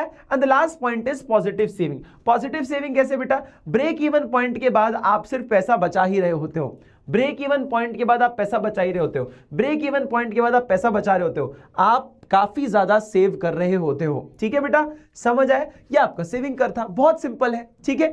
अब इसी के भी दो टाइप होते हैं, यानी कि प्रोपेंसिटी टू सेव, सेव करने की एबिलिटी को चेक करता है ये दो पॉइंट। कौन कौन से? एवरेज प्रोपेंसिटी टू सेव, ये कैसे निकलता है? जैसे आपने पढ़ा होगा बेटा एपीसी, एपीसी अभी मैंने बताया था थोड़ी देर पहले, कंजम्पशन अपॉन इनकम, कि इनकम पर कितना खर्चा करते हो वो एपीसी बताता है। तो एपीएस क्या होगा दोस्त? एपीएस क्या होगा? मान लीजिए आपकी इनकम है, कुछ इनकम है, उस पर आपकी कितनी सेविंग्स है इसको बताता है, यानी कि S upon Y, S upon Y, and this is your average propensity to save. आप कितनी इनकम पर कितना पैसा बचाते हो ये एवरेज प्रोपेंसिटी टू सेव बताता है, ठीक है बेटा, समझ आया? जैसे एक एग्जांपल कर लेते हैं। एग्जांपल में देखो तो आपके पास ये आ जाएगा। अच्छा चलो ठीक है, मैं और बताता हूं। एग्जांपल में मान लीजिए लेट्स से कि आपने 20 रुपए बचाए और आपकी इनकम कितनी थी बेटा? 20 रुपए बचाए आपने 300 रुपए के ऊपर, 300 रुपए के ऊपर आपने 20 रुपए बचाए, ठीक है। तो आपका आंसर क्या आएगा बेटा? आंसर आपका आ जाएगा, ये कितना होगा? 1/15, है ना? जो भी आपकी डेसिमल वैल्यू आएगी कितनी होगी? 0.067, ये आपका आंसर आ जाएगा, 0.067, ये आपका आंसर आ जाएगा। तो आपका आंसर क्या है बेटा? 0.067, ये आपका एपीएस है, एवरेज प्रोपेंसिटी टू सेव। उसी प्रकार अब आप एमपीएस पे जाओ। एमपीएस मतलब क्या बताता है? मार्जिनल। मार्जिनल मतलब कितनी इनकम बढ़ गई है तो उस वजह से कितनी सेविंग्स बढ़ गई, इसको बताओ। जैसे कि एमपीएस ये बोलता है बेटा change in savings, change in savings upon change in income. Income में मान लीजिए 100 रुपए से आपकी इनकम बढ़ गई बेटा, ठीक है, 100 रुपए से आपकी इनकम बढ़ गई। कैसे केस में देख सकते हो आप? एक केस में देख सकते हो, चलो ये वाला केस देख लो। ये 300 से 400 आपकी इनकम हो गई। लेट्स से आपकी इनकम थी बेटा 300 और वो शिफ्ट हो गई 400, तो इसका चेंज इन इनकम कितना आया 100। आपकी 100 रुपए से इनकम बढ़ गई। लेकिन आप खर्चा देखोगे तो क्या हुआ बेटा, खर्चा देखोगे तो आप सेविंग्स देखोगे तो सेविंग्स आपका 20 रुपए से बढ़ गया। 20 रुपए से आपकी सेविंग्स बढ़ गई। ये तो वैसे करोड़ में वैल्यूज, पर मैं रुपए बोल रहा हूं इजीली समझने के लिए। तो पहले आप कितना कर रहे थे बेटा, 20 रुपए आप सेव कर रहे थे, अब आप 40 रुपए सेव कर रहे हो, यानी कि 40 रुपए सेव कर रहे हो, यानी कि 20 आप ज्यादा सेव कर रहे हो। 20 आप ज्यादा सेव कर रहे हो तो आप क्या बोलोगे, change in savings will be 20, यानी कि एमपीएस जो होगा आपका, change in saving upon change in income will be 20 upon 100, यानी कि 0.2 आपका सही आंसर होगा। तो ये एमपीएस को बताता है। ये सेम वैसा है जैसे एमपीसी है और कुछ भी नहीं है, बहुत सिंपल है। ठीक है बेटा, समझ आया। तो देखो ये हमारे पास 2 पॉइंट होते हैं, एपीएस और एमपीएस। अब इसको ग्राफ से भी बताता हूं। देखो ग्राफ से कैसे समझ सकते हो, जैसे कि यहां पे ऑलरेडी तुम्हारा ग्राफ दिया हुआ है।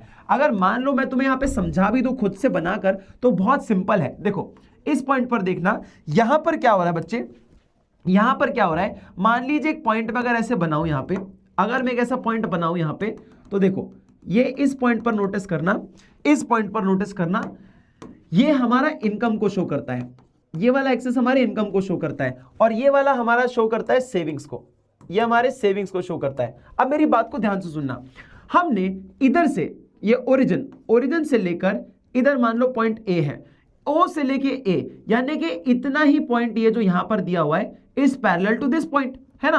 तो ये हमारा क्या हो गया बेटा, ये हमारी इनकम हो गई। ये इतनी जो इनकम है, ये जो पॉइंट 0 से पॉइंट ए जो पॉइंट है वो पैरेलल है, तो मैं बोल सकता हूं ये हमारी इनकम है, क्योंकि ये भी इनकम को शो करता है। और ये हमारी सेविंग्स है, ये पॉइंट ओ टू मान लीजिए पॉइंट बी, ये पॉइंट बी है मान लीजिए, ये ओ से बी वाला जो पॉइंट है ये हमारी सेविंग्स को शो कर रहा है, तो ये भी पैरेलल है। तो आई कैन से कि ये भैया मेरा वो बी वाला पॉइंट है, यानी कि मेरी सेविंग्स को शो करता है। मैं डिस सेविंग को तो इंक्लूड करूंगा नहीं, डिस सेविंग को तो मैं इंक्लूड नहीं करूंगा, मैं तो वो वाला पैसा इंक्लूड करूंगा जो कि सेविंग्स को बताता हो। तो ये सेविंग्स को बताता है, and that is how savings upon income, यानी कि O B upon O A, O B upon O A is your correct answer, है ना। ऐसे निकालते हो आप। तो ये एपीएस रहा आपके सामने, ये रहा एपीएस, ये आपके सामने है बच्चे, ये आपके सामने है। 0 रुपीज पे 40 रुपीज, 0 इनकम पे आप -40 की डिस सेविंग कर रहे थे, 100 रुपए पे आप -20 की डिस सेविंग कर रहे थे, 200 पे 0 सेविंग थी, 300 पे 20 है, और 400 पे आपकी कितनी है बच्चे, 40 सेविंग्स है। ये आपके पास एक परफेक्ट एग्जांपल है एपीएस समझने का। अब आप आगे बढ़ोगे ना तो आपको इसकी कुछ प्रॉपर्टीज मिलेंगी। प्रॉपर्टीज क्या है, APS can never be 1 and more than 1, ये 1 से ज्यादा नहीं हो सकता। देखो सिंपल सी बात समझना, आपकी इनकम मान लीजिए 100 है, तो आपकी सेविंग्स कितनी हो सकती है। आप 100 रुपए कमाते हैं तो आप कितना बचा सकते हो। सर हम पूरा 100 रुपए बचा सकते हैं क्या, नहीं। सर क्यों नहीं बचा सकते, पूरा 100 क्यों नहीं बचा सकते। अबे कुछ ना कुछ तो खर्चा करना पड़ता है ना दोस्त, दाल रोटी चावल का तो खर्चा करना पड़ेगा ना। तो सेविंग्स आपकी पूरी की पूरी 100 तो हो ही नहीं सकती, आपको कुछ ना कुछ तो खर्चा करना पड़ेगा। भले ही 20 रुपए का खर्चा करोगे, 30 रुपए का, 40 रुपए का खर्चा करोगे, लेकिन करोगे। ऑटोनॉमस कंजम्पशन होता है ना, इनकम नहीं कमा रहे थे तब भी 40 रुपए खर्चा कर रहे थे, अब थोड़ी बहुत कमा रहे हैं तो उसके ऊपर तो कुछ ना कुछ तो करेंगे ना। तो 100 रुपए आपकी सेविंग नहीं हो सकती। 100 रुपए अगर आपकी सेविंग नहीं हो सकती तो ये आंसर 1 कैसे आएगा, नहीं आ सकता ना। आपका आंसर 1 आ सकता है क्या, सेविंग्स अपॉन इनकम करके, नहीं आ सकता ना। तो इट कैन नेवर बी 1। ठीक है, दूसरा पॉइंट, आपकी इनकम 100 है और आपकी सेविंग्स 200, पॉसिबल कि आप 200 सेव करो और 100 कमाओ। 100 रुपए कमाते हो और सेव 200 कर लेते हो, क्या पागल वाली बात है। Absolutely not possible. तो इट कैन नेवर बी 1 और मोर देन 1, ना ये 1 हो सकती है ना मोर देन 1 हो सकती है, दोनों प्रूव कर दिया मैंने। ठीक है, दूसरा point, APS can be 0। Sir 0 हो सकता है कैसे, अगर सेविंग 0 है और इनकम 100 है तो आप बिल्कुल कर सकते हो ना 100 अपॉन 100, बिल्कुल कर सकते हो भैया। 0 हो सकती है, कोई दिक्कत नहीं है, कोई दिक्कत नहीं है, 0 हो सकती है। ठीक है, समझ आया, क्लियर है बच्चे, कोई दिक्कत परेशानी। अब देखो एपीएस कैन बी नेगेटिव और लेस देन 1, क्या ये नेगेटिव और लेस देन 1 हो सकता है, बिल्कुल हो सकता है। देखो at the income level when there are lower than the break even point APS can be negative as there will be dis saving। बेटा इस वाले पॉइंट में देखो, इस वाले पॉइंट में देखो, ये जो पॉइंट है, ये वाला जो पॉइंट है जो मैंने यहां पे भी आपको बताया था, कहां पे, ये वाला पॉइंट डिस सेविंग्स वाला, ये वाला पॉइंट जहां पर हम लोग पैसा पुराना बचा हुआ भी खर्च करते हैं, ये तो नेगेटिव पॉइंट्स है ना, ये तो नेगेटिव पॉइंट्स है। इस पॉइंट पर भी अगर मैं काम कर रहा हूं तो भैया ऑब्वियस सी बात है ना, एपीएस मेरा नेगेटिव आएगा, मेरी सेविंग्स ही डिस सेविंग है, मेरी सेविंग ही नेगेटिव में चल रही है, तो मेरा एपीएस भी नेगेटिव में आएगा, है ना। समझ आया बच्चे, क्लियर है, कोई दिक्कत परेशानी। अब देखो नेक्स्ट पॉइंट देखो, देखो यहां पे एग्जांपल भी है ना, -20 और 100 क्या आएगा, -0.2 आएगा, -0.2 है, ठीक है बेटा। और 1 से कम हो सकता है क्या, 1 से कम तो होता ही है ना, ये देखो 1 से ज्यादा नहीं हो सकता, तो 1 से तो कम होगा, 0 कितना हो गया देखो, कहां गया, हाँ ये रहा 0.06, 0.10, ये सब क्या है, 1 से कम है, बिल्कुल पॉसिबल है, एब्सोल्युटली पॉसिबल, ठीक है बच्चे, समझ आ गया। And APS rises with increase in income, APS बेटा बढ़ता है जैसे जैसे इनकम बढ़ती जाती है। क्यों, ऐसा क्यों होता है, उसका एक मेजर रीजन है बेटा, उसका एक मेजर रीजन है, उसका मेजर रीजन का मतलब यह है कि आप जितना कमाओगे उतना ज्यादा सेव करोगे, तो एपीएस बढ़ेगा ना, एवरेज प्रोपेंसिटी टू सेव, आपकी सेव करने की क्षमता बढ़ जाएगी अगर आप कमा ज्यादा रहे हैं, तो कौन सी बड़ी बात है, बहुत सिंपल पॉइंट है, ठीक है, समझ आ गया। तो ये भी तुम्हें क्लियर हुआ। अब समझ लो एमपीएस को, एमपीएस क्या है, change in savings upon change in income, जो मैंने तुम्हें बताया, कितनी इनकम और कमा लोगे उससे कितनी सेविंग्स और बढ़ जाएगी, उसको बता रहा है। अब जैसे मान लीजिए यहां पर तुम्हारी सेविंग्स 20 से बढ़ गई, क्योंकि पहले -40 डिस सेविंग थी, अब -20 डिस सेविंग है, -20 से 0 हो गई डिस सेविंग, फिर उसके बाद 0 से 20 रुपए सेव करने लग गए, 20 रुपए के बाद 40 रुपए सेव करने लग गए, तो 20-20 का जंप आ रहा है ना, मतलब 100 रुपए से जब इनकम बढ़ती है तो आप 20 रुपए से आपकी सेविंग्स बढ़ा देते हो, 100 रुपए से इनकम बढ़ती है तो 20 रुपए से सेविंग बढ़ा देते हो, तो 20/100 0.2 0.2 0.2 0.2 करके आपके पास पूरा का पूरा ऐसा एमपीएस आ जाएगा। यानी कि सिंपल लैंग्वेज में कहें, ग्राफिकल लैंग्वेज में, तो ये आपका कर्व बेटा ऐसा जा रहा है, ऐसा जा रहा है, हाँ या ना, सेविंग्स की तरफ। अब देखो एक पॉइंट मैंने ऐसा बना दिया ये चेक करने के लिए, और दूसरा पॉइंट मैंने बना दिया जो कि शिफ्ट बता रहा है, ये देखो ये एक पॉइंट मैंने ऐसा बना दिया। अब देखो मेरी जो इनकम है, मेरी जो इनकम है जो कि इधर शो हो रही है, ये देखो इनकम का है एक्स एक्सिस पे है ना, तो मेरी इनकम ये y1 से शिफ्ट होके y2 चली गई, क्योंकि इनकम बढ़ गई, 100 से 200 हो गई, 200 से 300 हो गई, 300 से 400 हो गई, इनकम बढ़ रही है। तो देखो ये चेंज इन इनकम क्या बता रहा है, ये डिस्टेंस बता रहा है, ये जो डिस्टेंस है ना इससे लेके इससे का, ये चेंज इन इनकम को बता रहा है। और यहां पर क्या है बच्चे, सेविंग्स, यानी कि सेविंग को बता रहा है, तो इससे लेके जो इधर तक का ये जो आपका डिस्टेंस है, इससे लेके इस तक का, ये आर से लेके पी तक का, ये चेंज इन सेविंग को बताता है। यानी कि change in saving upon change in income is your MPS. ठीक है, समझ आ गया, क्लियर है बच्चे। अब देखो इसका भी फटाक से प्रॉपर्टी समझ लो, इसकी प्रॉपर्टी भी बहुत सिंपल सी है बेटा। देखो एमपीएस वैरीज बिटवीन 0 से 1 के बीच में, 0 से 1 के बीच में ही वैरी करता है। If the entire additional income is saved, सारा का सारा, मान लीजिए तुम 100 से 200 कमाने लग गए, है ना, तुम्हारी जो इनकम है वो 100 से 200 हो गई, तो तुम्हारी चेंज इन इनकम कितनी होगी बेटा, चेंज इन इनकम तुम्हारी कितनी हो जाएगी, चेंज इन इनकम तुम्हारी 100 हो जाएगी, क्योंकि 100 रुपए तुम एक्स्ट्रा कमाने लग गए, है ना। और तुम्हारी सेविंग मान लो थी पहले 20 और अभी भी कितनी है 20, तो तुम्हारा क्या होगा बच्चे, तुम्हारी इनकम सेविंग्स पहले भी 20 थी अभी भी 20 है, यानी कि तुम्हारा चेंज इन सेविंग्स कितना होगा, 0। दैट इज व्हाई आपका 0/100 will give you what, will give you what, भैया 0 ही आएगा। आप या तो 0 ही रहेगा आपका एमपीएस, या तो 1 हो जाएगा। कैसे, अब मान लो सेविंग्स तुम्हारी पहले थी, मान लीजिए सेविंग्स भी 100 थी और तुम्हारी सेविंग्स भी 200 हो गई, तुम्हारी चेंज इन सेविंग्स कितनी है बेटा, 100। पहले 100 रुपए इनकम थी तो 100 बचाते थे, मतलब बेसिकली ऐसा नहीं बोल सकते, यहां पर तुम्हें वो करना पड़ेगा, 1000 करना पड़ेगा, और यहाँ पे 1200 भी नहीं, मतलब तुम्हें 100 का चेंज दिखाना पड़ेगा। रुक जाओ मैं बताता हूं, देखो इस एग्जांपल में 1100, तुम पहले 1000 कमाते थे अब 1100 कमाने लग गए, 100 रुपए एक्स्ट्रा कमाया, चेंज इन बाय 100। अब यहां पर बोल रहे हैं 100 सेव करते थे इस टाइम पे, अब 200 करने लग जाओगे, तो चेंज इन सेविंग्स कितनी हो जाएगी बेटा, चेंज इन सेविंग्स भी 100 हो जाएगी, यानी कि change in savings is 100 and change in income is also 100। निकालोगे तो क्या आएगा, 1 आ जाएगा, 1 आ जाएगा। यानी क्या होगा बेटा, जितना आपने एडिशनल इनकम कमाया उतना ही एडिशनल आपने सेव भी कर लिया। तो it can be between 0 and 1 also. ठीक है बेटा, समझ आ गया? चलो जी, अब ले लो फटाक से एक बार इसका स्क्रीनशॉट। चलिए बेटा, हो गया। अब आगे बढ़ते हैं और इसका एक रिलेशनशिप समझते हैं जो कि बहुत ही प्यारा और बहुत सिंपल सा रिलेशनशिप है। देखो, अब हमें समझना है एपीसी और एपीएस कैसे दोनों आपस में रिलेटेड हैं, यानी कि एवरेज प्रोपेंसिटी टू सेव और एवरेज प्रोपेंसिटी टू कंज्यूम कैसे दोनों सेव है।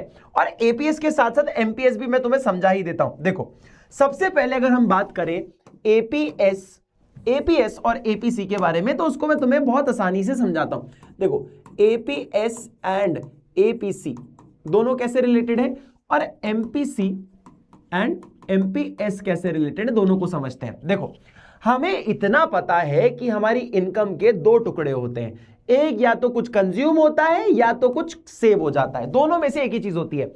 आप अपनी इनकम 1 लाख कमाते हैं तो उसमें 40,000 50,000 खर्चा करेंगे तो बचा वो 50,000 आप सेव करोगे, यह हमें ऑलरेडी पता होता है। अब एक इक्वेशन होती है जहां पे मैं पूरी इक्वेशन को y से, इनकम से डिवाइड कर देता हूं। लेट्स से मैंने इनकम से डिवाइड किया सबको, तो मैंने जब सबको इनकम से डिवाइड किया तो उसका नेक्स्ट स्टेप क्या होगा, y by y is equal to c by y plus s by y।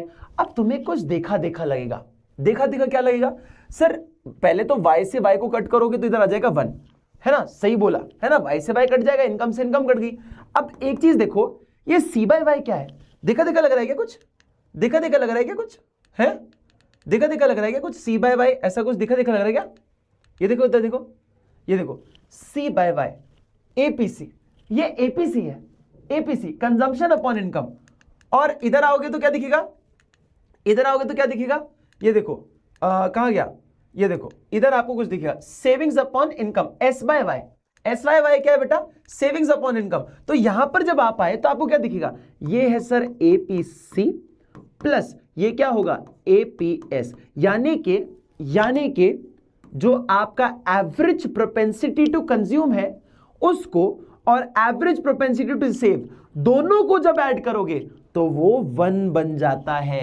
1 यहां पर क्या रिप्रेजेंट कर रहा है, इनकम को रिप्रेजेंट कर रहा है। तो आप इसको बेसिकली परसेंटेज फॉर्म एक तरह से एक्सप्रेस कर सकते हो, यानी कि आप समझ सकते हो कि आप अगर औसतन 0.8 खर्चा करते हो तो आप 0.2 बचाते होगे, तभी आपका ये 1 आता है। काफी सारे इसके एग्जांपल है, चाहो तो कर सकते हो। Let's say if I tell you, तो मैं इसको ऐसा भी तो कह सकता हूं कि एपीसी मैंने एपीसी निकालना है आपको, है ना, एपीसी निकालना है, और मैंने बोला कि एपीसी आपको निकालना है, और मैंने आपको बोला एपीएस जो है ना सर वो 0.4 है। अब बताओ कितना होगा। तो ऐसे तो आप निकाल सकते हो नॉर्मली, सर ये 0.4 है तो ये 0.6 होगा, लेकिन इसको कैसे निकालोगे, एपीसी को मैंने इधर भेज दिया तो क्या हो गया बच्चे, यार मैंने एपीएस को उधर भेज दिया तो कितना हो गया 1 माइनस एपीएस। तो देखो 1 माइनस एपीएस कितना हो गया, 1 माइनस 0.4 बचा कितना 0.6, ये क्या होगा आपका एपीसी होगा। तो ये कैसे आया, ये आपका कुछ ऐसे आ गया। तो एपीसी इज 0.6। बहुत सिंपल है, रिलेशनशिप समझ गए इसका, है ना, कि दोनों मिलाकर ही 1 बनता है। ये होता है दोनों का आपस में रिलेशन। एवरेज जो आप सेव कर रहे हो और एवरेज जो आप कंज्यूम कर रहे हो, दोनों को ऐड करोगे तो इनकम बन जाती है, यानी कि 1 बन जाता है। ठीक है, सेम वे यहां पर बस मार्जिनल कॉन्सेप्ट होता है। हमें यह पता है कि अगर मार्जिनल की बात करेंगे तो जितनी भी इनकम बड़ी होगी, मान लीजिए 100 रुपए से इनकम बढ़ी, तो आप अपने खर्चों को हो सकता है 50 रुपए से बढ़ा दो और सेविंग्स को भी 50 रुपए से बढ़ा दो। तो हो सकता है ना कि change in consumption plus change in saving, ऐसा हो सकता है ना कि 100 रुपए से इनकम बढ़ी तो 50 रुपए खर्चे बढ़ा दिए और 50 रुपए सेविंग बढ़ा दी, ऐसा हो सकता है, अपन मान सकते हैं। 100 रुपए एक्स्ट्रा कमाया तो 50 खर्चा कर दिया, 50 बचा लिया। ये चेंज इन कंजम्पशन, ये चेंज इन सेविंग, दोनों को ऐड करेंगे चेंज इन इनकम आ जाएगा, है ना, कि कितनी इनकम बड़ी होगी वो निकाल लेगा। अब मैं सेम वे इसको भी डिवाइड करता हूं इनकम से, लेकिन इनकम कौन सी, चेंज इन इनकम से। तो देखो सबको मैंने अगर चेंज इन इनकम से डिवाइड किया तो क्या आ जाएगा, change in income upon change in income is equal to change in consumption upon change in income plus change in savings upon change in income. बेटा इससे चला गया, कितना हो जाएगा 1, और नीचे बचा क्या आएगा, सर ये भी देखा देखा लग रहा है, ये भी देखा देखा लग रहा है कि कितनी इनकम बढ़ने पर हम कितना खर्चा कर देते हैं वही तो MPC होता है, यानी कि this is marginal propensity to consume, और कितनी इनकम बढ़ने पर कितना पैसा बचाने लग जाते हैं, जो भी जस्ट पड़ा वो होता है MPS, यानी कि MPS रहा। इसको भी हम यही कहते हैं बेटा, यही एक कॉन्सेप्ट है जो इसकी तरह है। अगर MPC आपका 0.3 होगा तो ऑब्वियस सी बात है MPS आपका 0.57 होगा। ये आपका आ जाएगा ऐसा आंसर। ठीक है, मैं आपको बहुत सारे क्वेश्चन दे सकता हूं ऐसे सॉल्व करने के लिए, तो आपको ये आसानी से पता होना चाहिए। ठीक है, अगर आपको कोई भी एक चीज दी जाए तो दूसरी आपको निकालनी आनी चाहिए बेटा। ठीक है, आप इसको दूसरे फॉर्मूले में ऐसे भी लिख सकते हो, MPC = 1 - MPS, ऐसा भी लिख सकते हो उसको। ऐसे कई सारे फॉर्मूलाज इसके बन सकते हैं।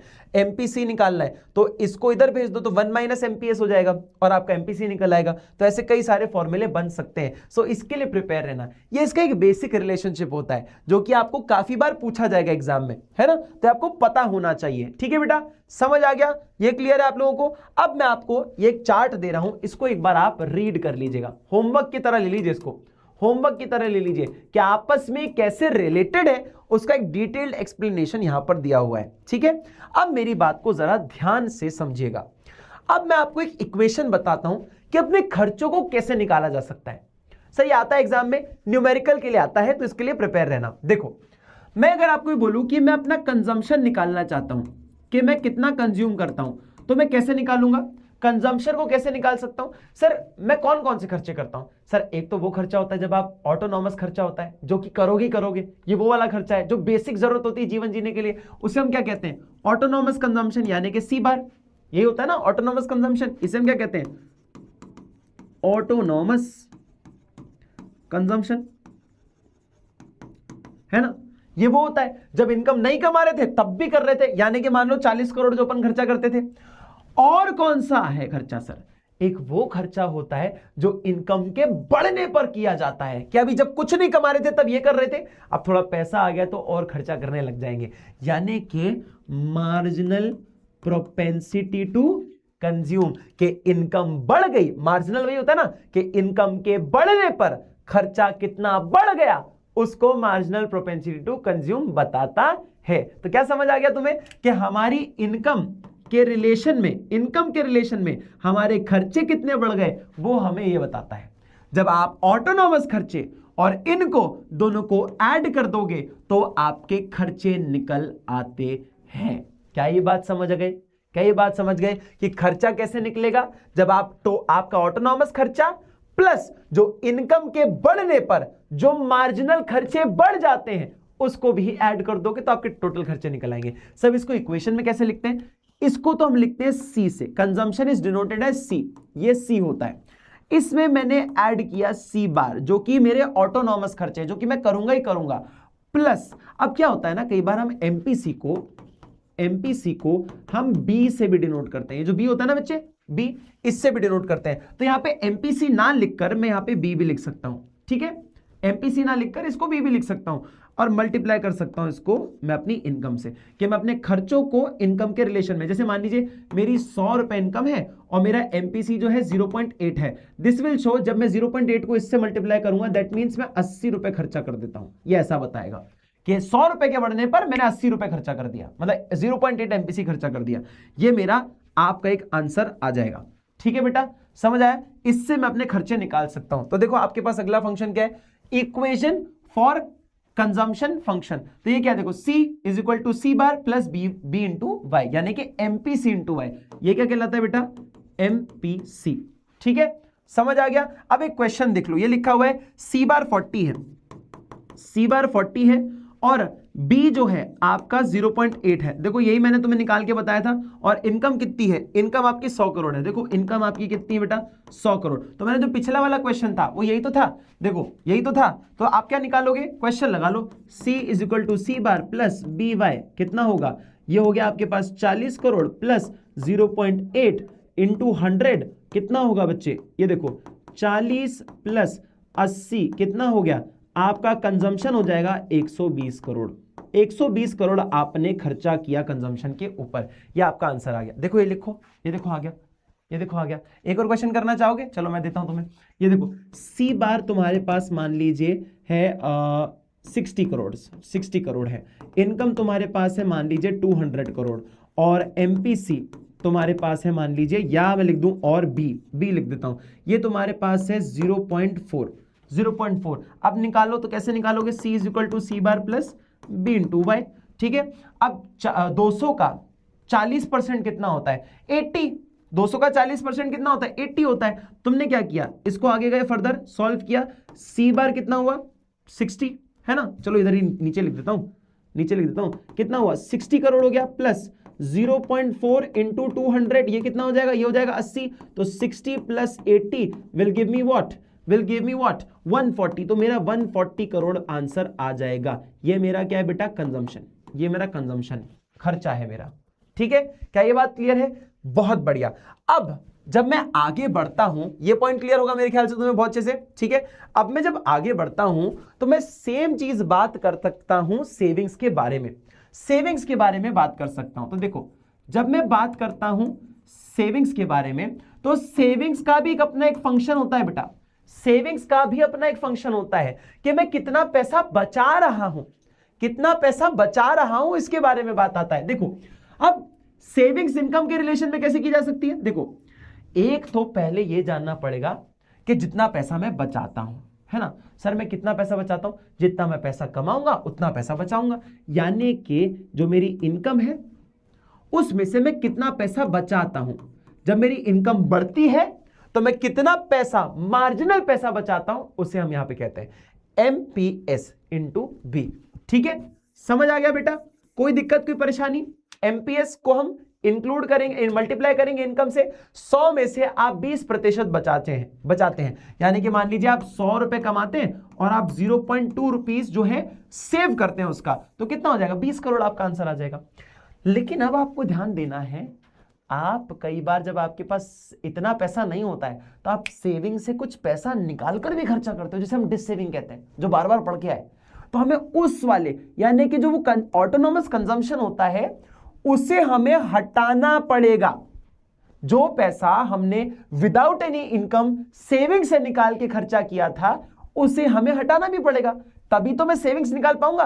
कि भाई मैं ऑलरेडी जो सेविंग्स है उससे निकालकर स्टार्टिंग में खर्चा कर रहा हूं, जब तक मेरी इनकम नहीं बढ़ जाती। अब इनकम बढ़ गई है तो मैं सेव कर रहा हूं, तो जो पैसा मैंने सेविंग्स से निकाला और जो सेविंग्स में डाला, उन दोनों को हटाने के बाद जो बचेगा वही तो मेरी सेविंग्स होगी दोस्त, वही तो मेरी सेविंग्स होगी। तो देखो, इसी प्रकार हमारा एक नया फॉर्मूला बनता है, यह है S is equal to minus C bar plus 1 minus B Y. अब मैं इसको समझाता हूं कैसे। देखो, S यानी कि सेविंग्स, माइनस सी बार समझ गए, ये वो 40 करोड़ है जो जीरो लेवल ऑफ इनकम पर भी आप खर्चा करते हो सेविंग से निकाल के, माइनस सी बार हो गया। वहां पर प्लस सी बार था, है ना, वहां पर प्लस सी बार था, ये देखो प्लस सी बार है, यहां पर नेगेटिव का होगा, यही वाला नेगेटिव हो जाएगा। प्लस क्या करना पड़ेगा, प्लस सर यहां पर आपने एमपीएस को, एमपीसी को अगर आपने बी डिनोट किया था तो एमपीएस को क्या करोगे, एमपीएस को 1 माइनस बी कर दो। क्यों सर, क्योंकि MPC is equal to 1 minus MPS होता है ना, 1 माइनस एमपीएस होता है ना, हाँ या ना। कि मान लीजिए एमपीसी निकालना है तो मैं 1 माइनस एमपीएस कर सकता हूं, या मैं सिंपल लैंग्वेज में बोलूं, एमपीएस को निकालना हो तो मैं क्या करूंगा, एमपीएस को मैं ऐसा भी तो लिख सकता हूं 1 माइनस एमपीसी, और एमपीसी तो बी होता है, एमपीसी ही तो बी होता है कि मैंने पूरी इनकम में से 0.8 खर्चा कर दिया था, तो 0.2 क्या रहेगा मेरा, 0.2 क्या रहेगा मेरा, 0.2 मेरा सेविंग्स हो जाएगा, 0.2 मेरी सेविंग्स हो जाएगी। मैंने अगर 0.8 खर्चा कर दिया इनकम में से तो 0.2 क्या होगा, मेरी सेविंग्स हो जाएगी। इसलिए मैं इसको क्या लिखता हूं, 1 माइनस बी, यानी कि इनकम में से खर्चे हटा दो तो जो बचेगा, इनकम में से खर्चे हटा दो, जो बचेगा वो सेविंग बच जाएगी, इनटू वाई कर दो, आंसर आ जाएगा, आंसर आ जाएगा। ठीक है, ठीक है, ये देखो तुम्हारा यहां पे पॉइंट हो गया, क्लियर, समझ आया। अब एक क्वेश्चन कर लो, देखो यहां पे माइनस सी बार दिया हुआ है तुम्हें 40 करोड़, यहां पर तुम्हें 1 माइनस बी दिया हुआ है 0.2 ऑलरेडी, क्योंकि 1 माइनस 0.8 हो चुका है ऑलरेडी, और तुम्हारी इनकम जो है वो कितनी है बेटा, 100 करोड़। तो क्या करोगे, सिंपल सा एक सेविंग्स का फॉर्मूला लगा दो, minus C bar plus 1 minus B into Y, कितना आएगा, minus 40 crore plus 1 minus B कितना है 2 इंटू 100, कितना हो जाएगा, माइनस 40 इनटू नहीं sorry plus 20 crore will give me -20 crore. ये क्या है बेटा? ये मेरी डिस सेविंग है, ये मेरी डिस सेविंग है, ये मेरी डिस सेविंग है। डिस सेविंग यानी कि तुमने 20 करोड़ सेव किया और तुमने 40 करोड़ सेविंग से निकाल लिया, तो बचा कितना? -20 करोड़। ठीक है, 40 करोड़ निकाल लिया, 20 करोड़ डाला, तो बचा कितना? -20 करोड़। ये तुम्हारा आंसर है, ये तुम्हारा आंसर है बच्चे। क्या ये बात क्लियर है? कोई दिक्कत परेशानी? बहुत सिंपल सा पॉइंट है, ये भी आपको अच्छे से क्लियर होगा। चलो अब मैं तुम्हें एक और बहुत प्यारा सा फंक्शन समझाता हूं जो कि डेरिवेशन है बेसिकली। सेविंग फंक्शन और कंजम्पशन फंक्शन एक ही पॉइंट होता है। कैसे? दोनों ग्राफ के साथ बताता हूं और ये एग्जाम में आ सकता है, तो इसको ध्यान से समझना, बहुत इजी पॉइंट है। दोनों ग्राफ तुम्हें ऑलरेडी पता है। देखो ये रहा तुम्हारा वाई एक्सिस, ये और तुम्हारा एक्स एक्सिस। ठीक है, ये रहा तुम्हारा ओरिजिन, यहां से तुम्हारी इनकम खिंच गई और यहां से तुम्हारा एक कंजम्पशन खिंच गया। ठीक है, अब मान लीजिए, चलो मैं थोड़ा सा और अच्छा बना देता हूं इसको, यहां पे तुम्हारा एक कंजम्पशन खिंच गया। ये दोनों एक इक्विलिब्रियम पॉइंट है बेटा, ये तुम्हारा इक्विलिब्रियम पॉइंट है। अब मेरी बात को ध्यान से सुनना, सेविंग्स फंक्शन क्या होता है? सेविंग्स फंक्शन का कर्व तुम्हें थोड़ा सा ऐसा मिलेगा, यहां पर तुम्हारा एक एक्सिस खिंच जाएगा, एक्स एक्सिस, ये हो जाएगा वाई एक्सिस, ये हो जाएगा ओरिजिन। अब मेरी बात को ध्यान से सुनना, ये जो पॉइंट है ना बेटा, ये पॉइंट, इस पॉइंट को मैं कैसे बनाता हूं, आप इसको यहां तक ऐसे खींचकर ले आओ, है ना, ये खींचकर इसको यहां तक ले आओ। अब करना क्या है, सेविंग्स का कर्व आपको पता है वाई एक्सिस से नेगेटिव पॉइंट से निकलता है, क्योंकि -40 सेविंग्स होती है इनिशियली, ये आप ऑटोनॉमस कंजम्पशन करते हो, तो यहां से इसको इस तरीके से खींचना कि यहां से टच होता हुआ चला जाए। ठीक है, कुछ ऐसा। ठीक है, ऐसा कि दोनों इंटरसेक्ट हो जाए इस पॉइंट पर, तो ये वाला पॉइंट भी क्या हो जाएगा? इक्विलिब्रियम पॉइंट कहलाएगा। यानी कि इस पॉइंट पर आपकी इनकम और आपका कंजम्पशन दोनों बराबर हैं, यानी कि आपके खर्चे, इनकम आपकी 200 थी और खर्चा भी आपने 200 ही कर दिया। ठीक है, 200 इनकम थी और 200 खर्चा किया, इसीलिए इसी पॉइंट पर सेविंग्स 0 हो जाती है। समझ आया? क्योंकि इससे पहले तो आप डिस सेविंग करते हो, है ना, इसके बाद आप सेविंग करते हो क्योंकि आपके पास इनकम ज्यादा होती है, खर्चे कम होते हैं। इसी पॉइंट पर सेविंग 0 होती है क्योंकि आप जितना कमा रहे हो उतना आप खर्चा कर देते हो। तो ये रहा कंजम्पशन फंक्शन, ये रहा आपका सेविंग्स फंक्शन, दोनों पॉइंट एक साथ डेराइव हो गए हैं। देखो बेटा, यहां पर तुम्हें यहां पर दिख भी जाएगा, ये यहां का ब्रेक इवन पॉइंट है जहां पे एपीसी 1 होता है, और यहां पर ब्रेक इवन पॉइंट है जहां पर तुम्हारा एपीएस 0 होता है। ठीक है, एपीएस 1 है।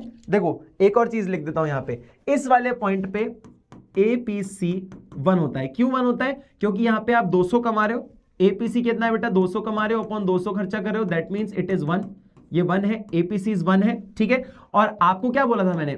APC plus APS is equal to 1, तो अगर ये ही 1 है तो ये क्या होगा? 0 होगा, हाँ या ना? इधर देख लो, आपकी इनकम कितनी है? इनकम आपकी चलो 100 भी है और आपकी इनकम 200 है और सेविंग 0 है, तो क्या आएगा? आंसर आपका 0 आ जाएगा। APS will be 0।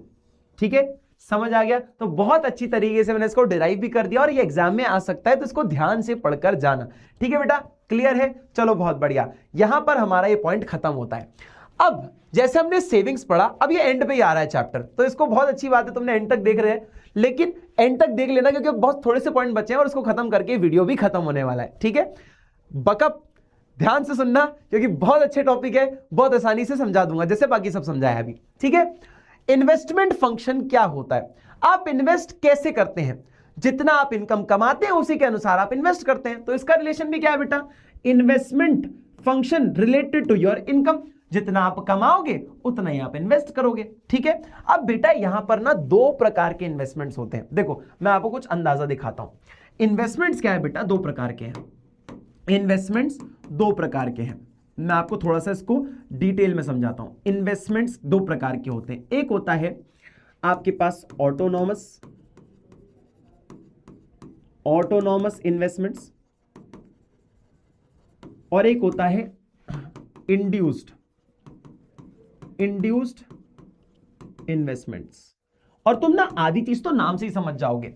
ऑटोनॉमस का मतलब होता है ऑटोमेटिक चलता रहता है, सेम ही रहता है हर टाइम। जैसे कि मान लीजिए आपकी इनकम है 0, 100, 200, 300, 400, 500, आपके खर्चे मान लीजिए 40, 40, 40, 40, 40, 40, यही आपका इन्वेस्टमेंट रहने वाला है, कुछ चेंज नहीं होगा। ठीक है, यही आपका इन्वेस्टमेंट रहने वाला है थ्रू आउट द टाइम, यही आपका इन्वेस्टमेंट होगा, कंटिन्यूअसली ये हो रहा है, इसे हम ऑटोनॉमस इन्वेस्टमेंट कहते हैं। सर ये कौन करता है बेटे? ये सरकार करती है, गवर्नमेंट करती है। किसके लिए करती है? वेलफेयर करने के लिए, है ना, वेलफेयर करने के लिए करती है बच्चे, वेलफेयर करने के लिए करती है, समाज का भला करने के लिए करती है। वो खर्चे होते हैं जैसे कि रोड बना देना, स्कूल्स की फीस बच्चों की दे देना, फ्री में बच्चों को स्कूल पढ़ाना, उनकी हेल्थ केयर फैसिलिटी का ध्यान रखना।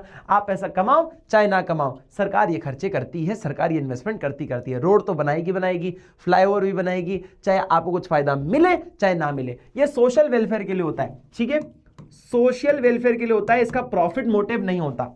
यहां पर इंड्यूस का मतलब क्या होता है? इंड्यूस करना, लगाना।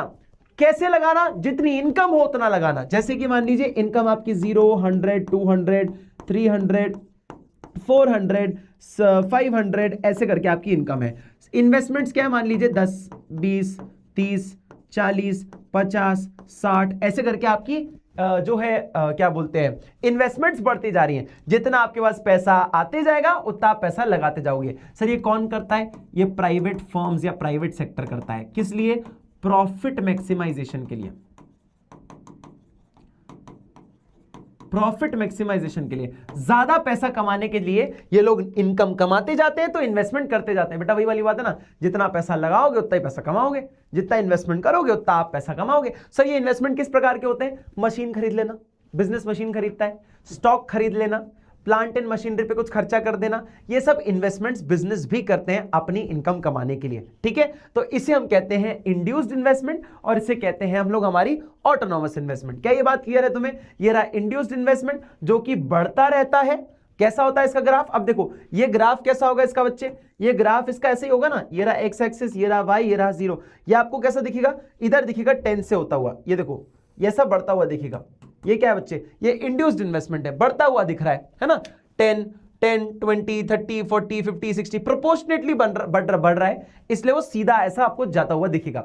अपवर्ड राइजिंग है, इनकम बढ़ रही है तो आपका इन्वेस्टमेंट भी बढ़ रहा है, डायरेक्ट रिलेशन है, ऊपर की तरफ जाता रहेगा। सर ये कैसा दिखेगा? अरे बहुत सिंपल है भाई, ये तो ये देखो, ये आपको ऐसा फ्लैट दिखेगा, मरियल सा एकदम। क्यों? क्योंकि ये ऑटोनॉमस इन्वेस्टमेंट है जो कि फ्लैट होता है, पैरेलल टू एक्स एक्सिस होता है। ठीक है बेटा, समझ आया? क्लियर है? ये आपको पैरेलल टू एक्स एक्सिस दिखेगा ऑटोनॉमस इन्वेस्टमेंट। इंड्यूस इन्वेस्टमेंट आपको कैसा दिखेगा बच्चे? ये आपको दिखेगा इनकम के बढ़ते हुए इन्वेस्टमेंट भी बढ़ता जाता है। अब आपको मैं एक एग्जांपल से समझाता हूं। इंड्यूस्ड इन्वेस्टमेंट में भी दो कॉन्सेप्ट होते हैं, एक होता है मार्जिनल एफिशिएंसी, मार्जिनल, अच्छा इसका आप पहले होमवर्क ले लो, ये होमवर्क ले लो, फिर आप इसके अंदर भी दो कॉन्सेप्ट समझना। देखो इसमें कहते हैं मार्जिनल एफिशिएंसी ऑफ इन्वेस्टमेंट और रेट ऑफ इंटरेस्ट। मैं एक एग्जांपल से बताता हूं तो आपको बेहतर समझ आएगा। देखिए ये है MEI और ये है रेट ऑफ इंटरेस्ट। ROI में रिटर्न ऑन इन्वेस्टमेंट मत समझ लेना, ठीक है, रेट ऑफ इंटरेस्ट है बेटा। देखो ये क्या बोल रहा है, एक मशीन है, आपकी कॉफी की दुकान है जहां पे आपको एक कॉफी मशीन खरीदनी है 10,000 रुपए की। आपके पास पैसे नहीं है तो आपने क्या किया, 10,000 रुपए का एक लोन ले लिया जो कि 12% का, उस पर आपको ब्याज पे करना है। भाई लोन के बदले आपको इंटरेस्ट पे करना पड़ता है तो 12% पे आपको ब्याज देना पड़ता है। सर ये दो कॉन्सेप्ट हम सीखते क्यों है? देखो सरकार जब खर्चा करती है, देखो मैं एक छोटा सा कॉन्सेप्ट बता देता हूं पहले। जब सरकार खर्चा करती है ऑटोनॉमस इन्वेस्टमेंट तो वो इनकम को नहीं देखती। देखो इनकम को नहीं देख रही, वो कर रही है खर्चा।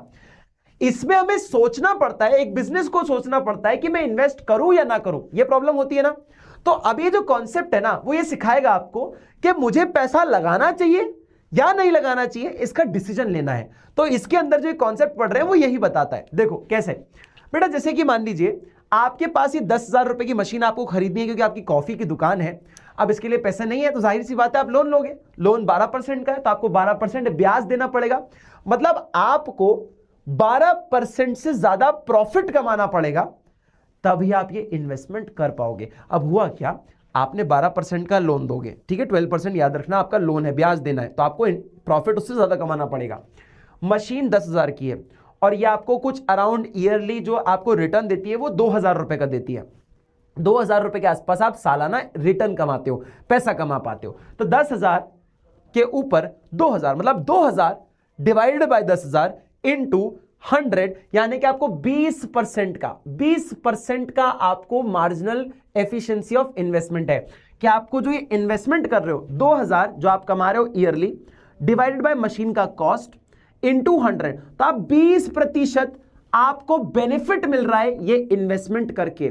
आप मुझे बताइए 20% का बेनिफिट ज्यादा है क्या 12% के ब्याज देने से? तो आप बताइए आप प्रॉफिट में हैं? सर एब्सोल्युटली प्रॉफिट में है भाई। जाइए और इन्वेस्ट कर लीजिए, जाइए और इन्वेस्ट कर लीजिए, जाइए और इन्वेस्ट कर लीजिए। तो ले देके क्या समझ आया कि मेरा जो ब्याज है लोन का उससे ज्यादा मेरा इन्वेस्टमेंट का रिटर्न होना चाहिए, तब तो मैं इन्वेस्ट करूंगा, वरना मैं नहीं करूंगा। एक आध एग्जांपल मैं आपको देता हूं। देखो मान लीजिए marginal rate, marginal efficiency of investment है मान लीजिए 25% है ना, और रेट ऑफ इंटरेस्ट है आपका मान लीजिए 20%। तो क्या लगता है आपको इन्वेस्टमेंट करना चाहिए? सर करना चाहिए। क्यों? आपको फायदा ज्यादा है और नुकसान 5% का, मतलब नुकसान नहीं है, 5% का फायदा ही मिल रहा है आपको। मान लीजिए यही चीज आपके पास हो जाती है आरओआई के अंदर 20% ही है, लेकिन आपका मार्जिनल रेट और मार्जिनल एफिशिएंसी ऑफ इन्वेस्टमेंट जो है वो हो जाती है 15%। मतलब आपका इंटरेस्ट ज्यादा है, आपको फायदा उतना नहीं मिल रहा। क्या इन्वेस्टमेंट करना चाहिए? बिल्कुल नहीं करना चाहिए, क्योंकि आप 5% के नुकसान पे हैं। समझ आया? तो ऐसे आप डिसीजन लेते हैं कि आपको इन्वेस्ट करना है या नहीं करना है। ठीक है बेटा, समझ आया? ये आपके सामने ये एक्सप्लेन्ड है। ठीक है बेटा, क्लियर है? कोई दिक्कत परेशानी चाहो तो इसका एक बार स्क्रीनशॉट भी ले लेना। ठीक है, चलो अब आता है हमारे पास last but not the least point, ex ante और एक्स पोस्ट क्या होता है। बहुत सिंपल से पॉइंट है, एक्स आंट और एक्स पोस्ट। एक्स आंट का मतलब होता है जो मैं प्लानिंग कर रहा हूं, प्लान्ड मेरी सेविंग और प्लान्ड मेरी इन्वेस्टमेंट, कि मैं क्या प्लानिंग कर रहा हूं सेविंग करने की और मैं क्या प्लानिंग कर रहा हूं इन्वेस्ट करने की। वो मैं जो सोच रहा हूं पैसा बचाना और मैं जो सोच रहा हूं पैसा इन्वेस्ट करना, उसके बारे में काम बात करता है, तो उसे हम एक्स आंट कहते हैं। जो मैं एक्चुअल में पैसा सेव कर चुका हूं और जो मैं एक्चुअल में इन्वेस्ट कर चुका हूं उसे हम एक्स पोस्ट कहते हैं। वो था ना पोस्ट फेयरवेल, यानी कि फेयरवेल के बाद एक और फेयरवेल को हम पोस्ट फेयरवेल कहते हैं। ठीक है, प्री फेयरवेल क्या होता है? पहले। तो बेसिकली जो पहला है ना उसे हम एक्स आंट कहते हैं, कि अभी एक्चुअल में सेविंग्स हुई नहीं है, एक्चुअल में इन्वेस्टमेंट हुआ नहीं है, हम सोच रहे हैं इतना इन्वेस्ट करने का या इतना सेव करने का, उसे हम एक्स आंट कहते हैं। और एक्चुअल में कितना सेव हो गया, एक्चुअली में कितना इन्वेस्ट कर दिया, वो एक्स पोस्ट कहलाता है। पोस्ट यानी कि बाद में एक्चुअल डेटा को शो करता है। ठीक है, ex ante variable is the planned और एक्सपेक्टेड वैल्यू। एक्स आंट क्या है? प्लान्ड है, एक्सपेक्टेड वैल्यू है कितना हम करेंगे, और एक्स पोस्ट क्या है? एक वेरिएबल है जो एक्चुअल और रियलाइज्ड वैल्यू को बताता है, असली वैल्यू को बताता है। ठीक है, हमारे पास क्या होता है बेटा? एक्स आंट सेविंग और इन्वेस्टमेंट होता है, और यहां पर एक्स पोस्ट सेविंग और इन्वेस्टमेंट होता है। ठीक है, ये सिंपल सी बात है, चाहो तो आप इसको आप रीड भी कर सकते हो। ठीक है, यही चीज एक्सप्लेन्ड है यहां पे, बहुत इजीली समझ जाओगे। एक बार रीड मार लेना, मैंने एक्चुअल चीज तो आपको बताई दी है। ठीक है बेटा, सामने आपके एक्स आंट और एक्स पोस्ट सेविंग और इन्वेस्टमेंट। ठीक है, क्लियर है? आगे बढ़े, चलो जी। अब हमारे पास एक और पॉइंट आता है, ये दोनों के बीच में एक रिलेशन है, एक्स आंट सेविंग और एक्स आंट इन्वेस्टमेंट के बीच में। ठीक है, ये क्या बोल रहा है? In an economy equilibrium occurs when planned ex ante saving equals planned investment, but this happens only at equilibrium income level. बेटा आपके एक्सपेक्टेड सेविंग्स और आपके क्या बोल रहा है बच्चे, एक एक्सपेक्टेड आपकी इन्वेस्टमेंट जब बराबर होती है, वो तभी होती है जब आप एक इक्विलिब्रियम लेवल ऑफ इनकम पे होते हो। आप जितना सेव कर रहे हो, सोचने का कि मैंने सोच रहा हूं 200 करोड़ का सेविंग कर लूं और 200 करोड़ की इन्वेस्टमेंट कर लूं, ये दोनों कब बराबर होता है? जब आप ये इक्विलिब्रियम लेवल ऑफ इनकम पर होते हो। अच्छा, इससे रिलेटेड ना अगले चैप्टर में एक ऐसा ही अप्रोच भी होती है, वो मैं तुम्हें अगले चैप्टर में बताऊंगा, इनकम डिटर्मिनेशन वाले में। तो ये टॉपिक तुम्हें और बेहतर क्लियर होगा नेक्स्ट वीडियो में, जो कि है इनकम डिटर्मिनेशन वाला, तो उसको पढ़ लेना, वो बहुत आता है एग्जाम में। ठीक है, तो इस चीज को और बेहतर तरीके से वहां पर समझोगे। क्लियर है बच्चे? समझ आ गया? एक बार इसको बस रीड जरूर कर लेना, बहुत ज्यादा इंपॉर्टेंट नहीं है, अगले वाले चैप्टर के लिए बहुत इंपॉर्टेंट है। ठीक है, चलो जी। अब हमारे पास आता है फुल एम्प्लॉयमेंट। देखो ये ऑलरेडी मैं तुम्हें बता चुका हूं, फुल एम्प्लॉयमेंट का मतलब होता है कि हर एक व्यक्ति जो काम कर रहा है, जो काम करना चाहता है, लेकिन उसको काम भी मिल जाए, तो वो होता है फुल एम्प्लॉयमेंट। कि 40 करोड़ लोग काम ढूंढ रहे थे, काम करना चाहते हैं और काम करने के लिए रेडी भी हैं, और उनको काम मिल जाए, उसे हम कहते हैं फुल एम्प्लॉयमेंट। ठीक है, कि भैया जॉब्स मिल रही है इनको एग्जिस्टिंग वेज रेट पर, जीरो अनएम्प्लॉयमेंट है, ऐसा हम मानकर चलते हैं। 40 करोड़ लोग काम करना चाहते हैं, सबको काम मिल गया, कोई बेरोजगार नहीं है, उसे हम फुल एम्प्लॉयमेंट कहते हैं। लेकिन सर इसमें भी ना दो प्रकार की अनएम्प्लॉयमेंट आ जाती है, फुल एम्प्लॉयमेंट के केस में भी। सर आपने तो बोला कि अनएम्प्लॉयमेंट होती ही नहीं है, लेकिन दो टाइप की होती है। वो दो टाइप की अनएम्प्लॉयमेंट क्या होती है, शायद वो कुछ समय के लिए ही हो। कैसी होती है वो? एक होती है फ्रिक्शनल अनएम्प्लॉयमेंट और एक होती है स्ट्रक्चरल अनएम्प्लॉयमेंट। क्या होता है बेटा, एग्जांपल से समझाता हूं। फ्रिक्शनल अनएम्प्लॉयमेंट का मतलब है, मान लीजिए आपकी बहस हो गई आपके बॉस से, क्या है मोटे, जब देखो तब मेरे को परेशान करता है मैनेजर, जब देखो तब मेरे को ऐसे ऐसे परेशान करता रहता है तेरे को काम वाम खुद नहीं आता क्या, मेरे पे चढ़ता रहता है, ऐसे करके तुमने अपने बॉस से बहस कर ली। ठीक है, बॉस को समझ नहीं आया, you are fired, you are fired, Mukesh भाई यू आर फायर्ड। मुकेश को फायर कर दिया गया, उसको नौकरी से निकाल दिया गया। मान लीजिए 23/9/2025 को इसको नौकरी से निकाला। अब मान लीजिए एक महीने बाद इसको दूसरी जॉब मिलती है, जो कि है 23/10/2025 में इसको दूसरी जॉब मिल जाती है एक महीने बाद। ये जो एक महीना ये बेरोजगार रहा, इसे हम फ्रिक्शनल अनएम्प्लॉयमेंट कहते हैं। ये जो एक महीना बेरोजगार रहा, इसे हम फ्रिक्शनल अनएम्प्लॉयमेंट कहते हैं। कि वो समय जो नई जॉब और पुरानी जॉब के बीच में आप स्विच मारते हो और जिस टाइम आप बेरोजगार रहते हो, सैलरी नहीं कमाते हो, उसे हम फ्रिक्शनल अनएम्प्लॉयमेंट कहते हैं। सर स्ट्रक्चरल अनएम्प्लॉयमेंट क्या होती है? क्या हुआ 2010 के अंदर, हमारे 2010 में हमारे बैंकों ने सोचा कि अब वो बही खाते और जो पुराने तरीकों से हम लोग जो बैंक चलाते थे, काम करते थे, अब हमें थोड़ा सा नया तरीका चालू करना पड़ेगा दोस्त। अब हमें थोड़े नए तरीके से बैंकिंग सिस्टम को चलाना पड़ेगा। पुराने जो है चिट्ठियों में और ये जो रजिस्टर में फॉर्म भरते हैं ना, ऐसे नहीं कर सकते। अब सब कुछ इलेक्ट्रॉनाइज करना पड़ेगा, सारे एम्प्लॉयज को कंप्यूटर चलाना पड़ेगा। अब उसमें हमारे सतीश जी थे, सतीश जी, ये सतीश जी को इतना ज्यादा कंप्यूटर का नॉलेज था नहीं, बड़े पुराने आदमी हैं, ये गांधी जी से भी पुराने हैं, इतने पुराने आदमी हैं, तो कंप्यूटर का सी भी नहीं आता। तो क्या हुआ, अब 2010 में जब ये आया कि हम सारे काम इलेक्ट्रॉनिकली करेंगे, है ना, और सब काम हम लैपटॉप और सारे कंप्यूटर्स की मदद से करेंगे, सब कुछ इलेक्ट्रॉनाइज हो जाएगा। तो जिन लोगों को नहीं आता है ये काम, जो लोग काम कर सकते हैं, जो एम्प्लॉयज हमारे साथ ऑलरेडी काम कर रहे हैं, जिनको ऑलरेडी कंप्यूटर चलाना आता है, उनको तो रख लो।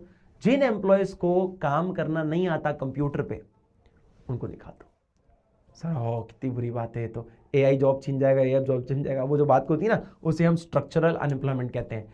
कोई चेंज आया, इंडस्ट्री में कोई चेंज हुआ और उस वजह से बेरोजगारी आ गई या नौकरी से निकाल दिया गया, तो उसे हम स्ट्रक्चरल अनएम्प्लॉयमेंट कहते हैं। This is structural unemployment. ठीक है बेटा, समझ आ गया? And this is how your chapter ends. But एक लास्ट पॉइंट और है, इनवॉलंटरी अनएम्प्लॉयमेंट। इसको और देख लो, ये सिंपल सा एक पॉइंट कहता है, इनवॉलंटरी अनएम्प्लॉयमेंट का मतलब होता है कोई भी इंसान खुद की वजह से, खुद की मदद से, खुद की इच्छा से बेरोजगार नहीं बैठा है, उसे हम इनवॉलंटरी अनएम्प्लॉयमेंट कहते हैं। इनवॉलंटरी अनएम्प्लॉयमेंट का मतलब यह है बेटा, जैसे कि इनवॉलंटरी अनएम्प्लॉयमेंट का मतलब यह है, occurs when people willing and able to work at the current wage rate can not find the job. कि खुद की मर्जी से बेरोजगार नहीं है, उसको हालातों ने बेरोजगार बना रखा है। कैसे? काम करना चाहता है, काम ढूंढ भी रहा है, पुराने मतलब इस रेट पे, जिस रेट पे काम करना चाहता है, 500 रुपए दिहाड़ी चल रही है, 500 रुपए दिहाड़ी पे ही काम करना चाहता है, पर फिर भी काम ना मिले, उसे हम इनवॉलंटरी अनएम्प्लॉयमेंट कहते हैं। खुद की मर्जी से अनएम्प्लॉयमेंट नहीं है, हालातों ने बना रखा है। और वॉलेंट्री अनएम्प्लॉयमेंट क्या होता है? वॉलेंट्री मतलब खुद की मर्जी से बेरोजगार हो, कि पढ़े लिखे हो सब कुछ हो, लेकिन खटिया पे बैठे रहते हो पूरे दिन, अबे तो बेरोजगार ही रहोगे ना। खुद की मर्जी से बेरोजगार हो, थोड़ा जाओ रेज्यूमे बांटो, 4 कंपनी में जाके वो दो, अपना इंटरव्यू दो, तब जाके तो जॉब मिलेगी। तुम काम ही नहीं करना चाहते, खटिया पे बैठे हो, सो रहे हो, तो उसे हम वॉलेंट्री अनएम्प्लॉयमेंट कहते हैं। यानी कि खुद की सोची समझी साजिश है तुम्हारी बेरोजगार रहने की, यहां पर खुद की मर्जी नहीं होती, हालातों ने बना रखा होता है। And this is how your beautiful chapter ends. And tell me, क्या तुम्हें कॉन्फिडेंट फील हो रहा है कि नहीं? बेटा बहुत इजी चैप्टर है, तुम लोगों को लगता होगा कि बहुत डिफिकल्ट है, और अब नहीं लग रहा होगा। यह चीज, इसका सबूत है कि कोई भी चीज आसान होती है अगर आपने शिद्दत से उसको किया होता है। ठीक है बेटा, and wish you all the very best कि तुम एग्जाम में अब इस टॉपिक से भी जो सबसे ज्यादा हाईएस्ट वेटेज का होता है, बहुत अच्छे से स्कोर कर पाओगे। Now you are feeling more confident and wish you all the best. इस वीडियो को ज्यादा लोगों तक भेजना, जिससे कि और लोगों के भी इस डिफिकल्ट टॉपिक के कॉन्सेप्ट भी क्लियर हो सके। और इस वीडियो पे कमेंट जरूर करना कि तुम्हें वीडियो कैसा लगा, है ना। इसे कुछ और पार्ट से 2 पार्ट में और वीडियो आएंगी, उनको भी देखना, तभी जाके यूनिट कंप्लीट हो पाएगा। ठीक है बेटा, इनकम डिटर्मिनेशन का एक टॉपिक है, नेक्स्ट वीडियो वही होगा, उसको जाकर जरूर देखना। Thank you so much and all the best for your board exams. Thank you so much.